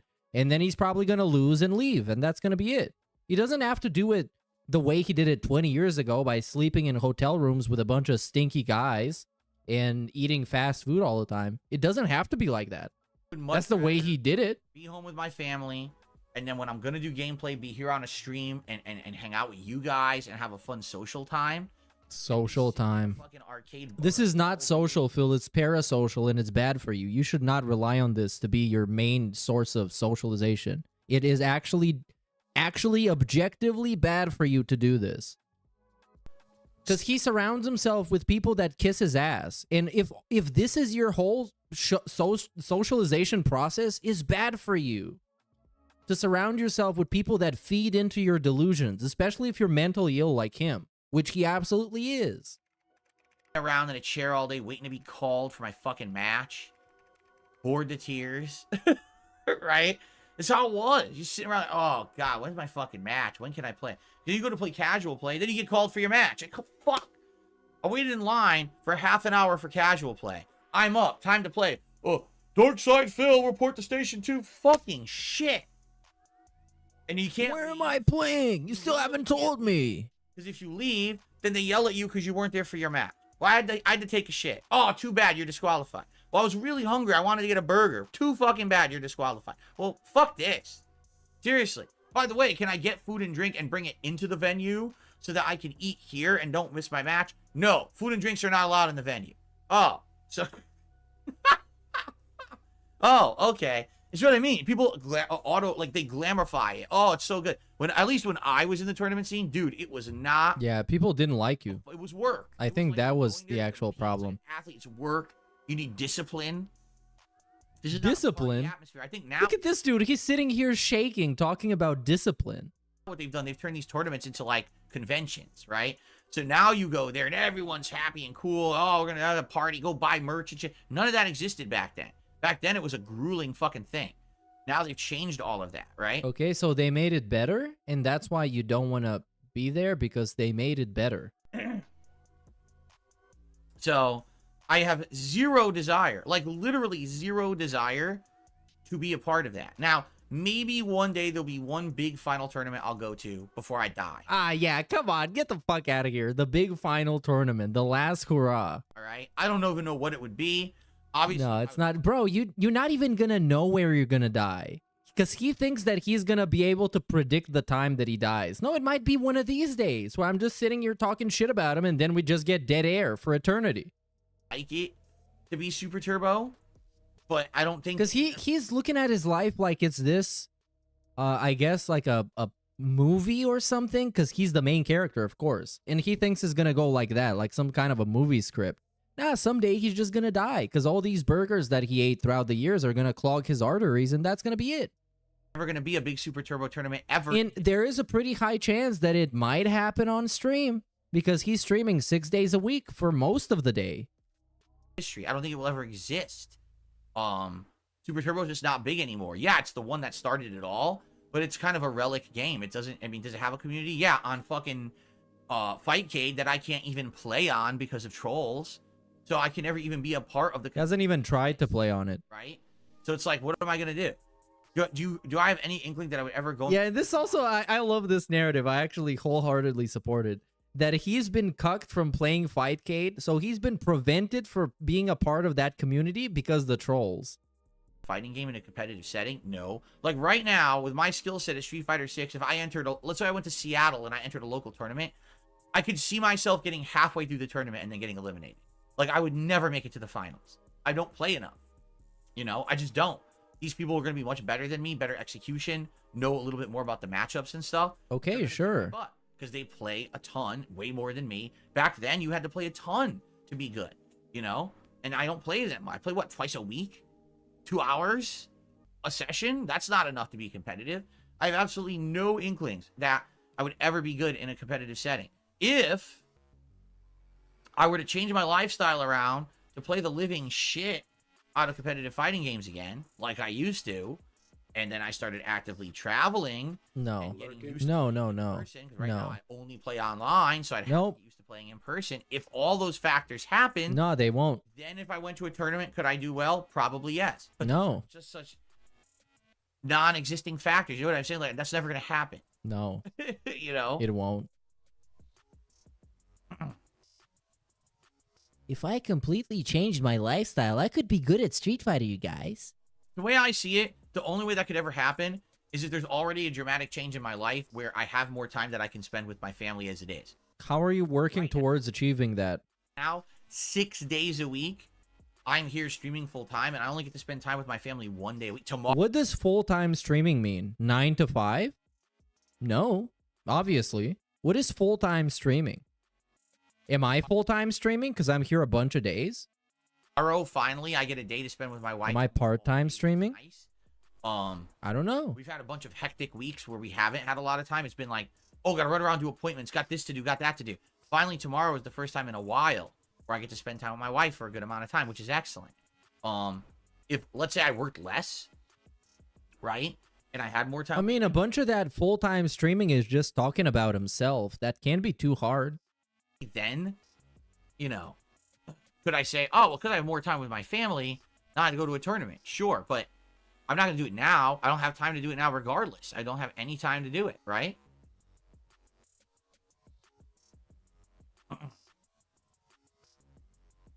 Sure thing, man.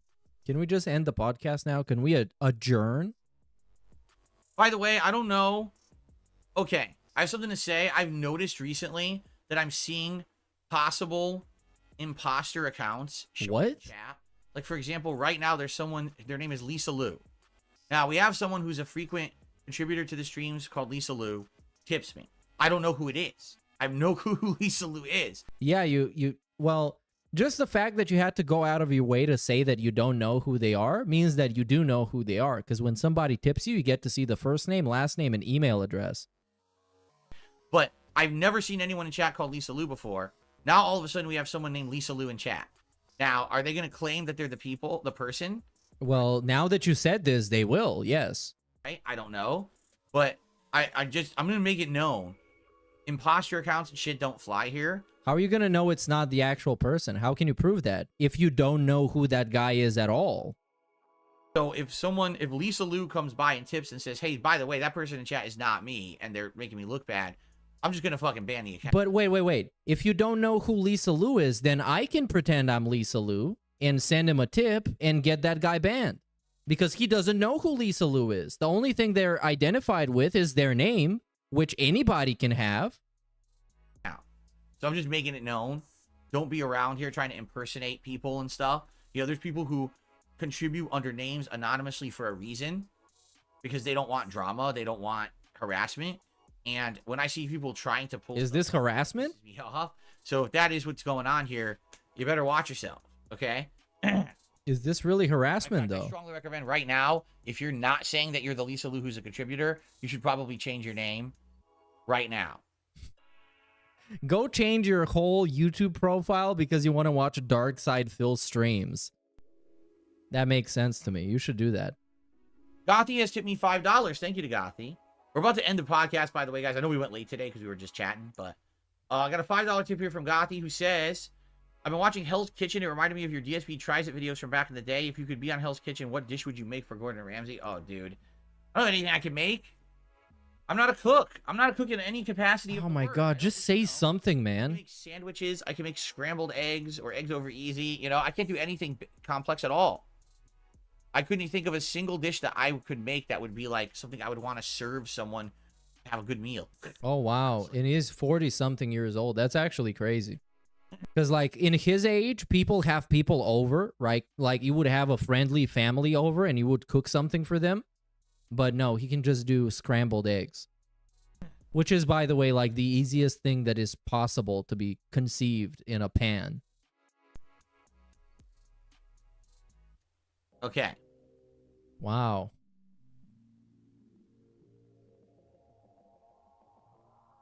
All right. Guys, we definitely have to end the show. We've gone really long. Do we have to? Come on, man. I was enjoying the show today. So I hope... I was loving the podcast. I hope that you guys will stick around for it. The game is great. It's very fun, and we're in a cool segment right now where we're exploring Open the World. Oh, yeah, the game is so good that last time he played it, he started off with like a 15-minute segment of fucking around with his Dunce lure hat and stabbing himself in the fingers with the lures. We're doing these. That's how good the game is. And extra challenges. So I'm having a great time with it. I hope that you'll stick around to hang out with me. If not, we are doing another hangout session tonight on the late stream. All we're doing is talking. Why are we doing this so much? You got nothing to say, obviously. If you want to talk about them tonight, you can only talk about food in your past from like 20 years ago. But in the meantime, I would like to say thank you all for a great stream. I would say that was a... I'm going to skip those slides and we're going to skip the OBS messing around. Get the feed working because apparently it's not. And I'm fascinated. Why doesn't he have his camera grouped in with his frame? And he always needs to do this. Always, every single time. Like, it only takes you like 30 seconds to fix this, man, and you'll never have to do it again. Get the feed working because apparently it's not. My capture device worked decently, but really was not dependable. Hey, was he watching Tubi? What was he watching on Tubi? Because it's here in the recently played, I guess. It would glitch and then I have to restart. Or was he using his Xbox for something other than business? That's a crime, Phil. I thought you told the bankruptcy people that it's a business thing. Streaming shit, which is really frustrating. So I'm happy that I don't have to deal with that anymore. things just work. I can just restart. I can refresh it on the fly and stuff. It's nice. The fuck is he watching Tubi for? What do they even have on Tubi? Like D-list movies that are like royalty-free movies that people made in their bathroom or something? You're gonna boot it up, and like I said, then we'll take our break to use the bathroom here, and then we'll jump in. I think I died, right? We were doing really well with the exploration, then I freaking died. So now I have to go back to the northwest. Yeah, I died too. I think I'm never coming back, actually. I've been completely murdered. And then he goes on break. This is like the worst, man. You guys remember when he used to have a time where he wasn't taking this break and he was bragging about not taking the break? He was bragging about going straight from the podcast into the gameplay, and it was awesome, and he didn't drop viewers. And then he started taking the break because, of course, who's going to pass up on a 5-minute break away from the job that they hate, right? You don't get to work the job. You get to sit around, do something else. And what I imagine he's doing is he goes downstairs, he pets Jasper. He's like, oh, what are you doing, little boy? What are you doing, you silly boy? And then maybe he goes to Kat. He talks to her for like 5 minutes. And then he goes and takes a piss for 30 seconds, comes back. And it's like, oh, man, you guys. Oh, man, I managed to get back as fast as possible. Because, I mean, it's Phil. It's Phil. He's the quintessential wasting time guy. But ironically, he's only wasting his own time, and he's only hurting himself. The rusty. Just like he's lying to himself about the entire state of his existence, and his channel and his everything else. And I have 25 defense. So yeah, the only guy that's gonna suffer from this is Phil. Which leads me to closing this podcast, dude. It's over. It's all over. Stop crying. Stop crying. Stop crying. Don't cry. Don't cry. Okay. Well, I think it's time to adjourn, everybody. I'll see you again next time. I guess tomorrow we're doing a TBS, so I'm going to see you tomorrow around this time. Sounds good to me, dude. Sounds good to me. Yeah, I don't think there's any unread super chats or any kind of pop-ups that are yet to pop up. If there are, just leave me a comment under the video. I'll go look at it back up. And yeah, that's it, everybody. See you around. Peace out, Yong out, and Detroit till I die. Fuck all you hoes! Detroit till I die, motherfucker!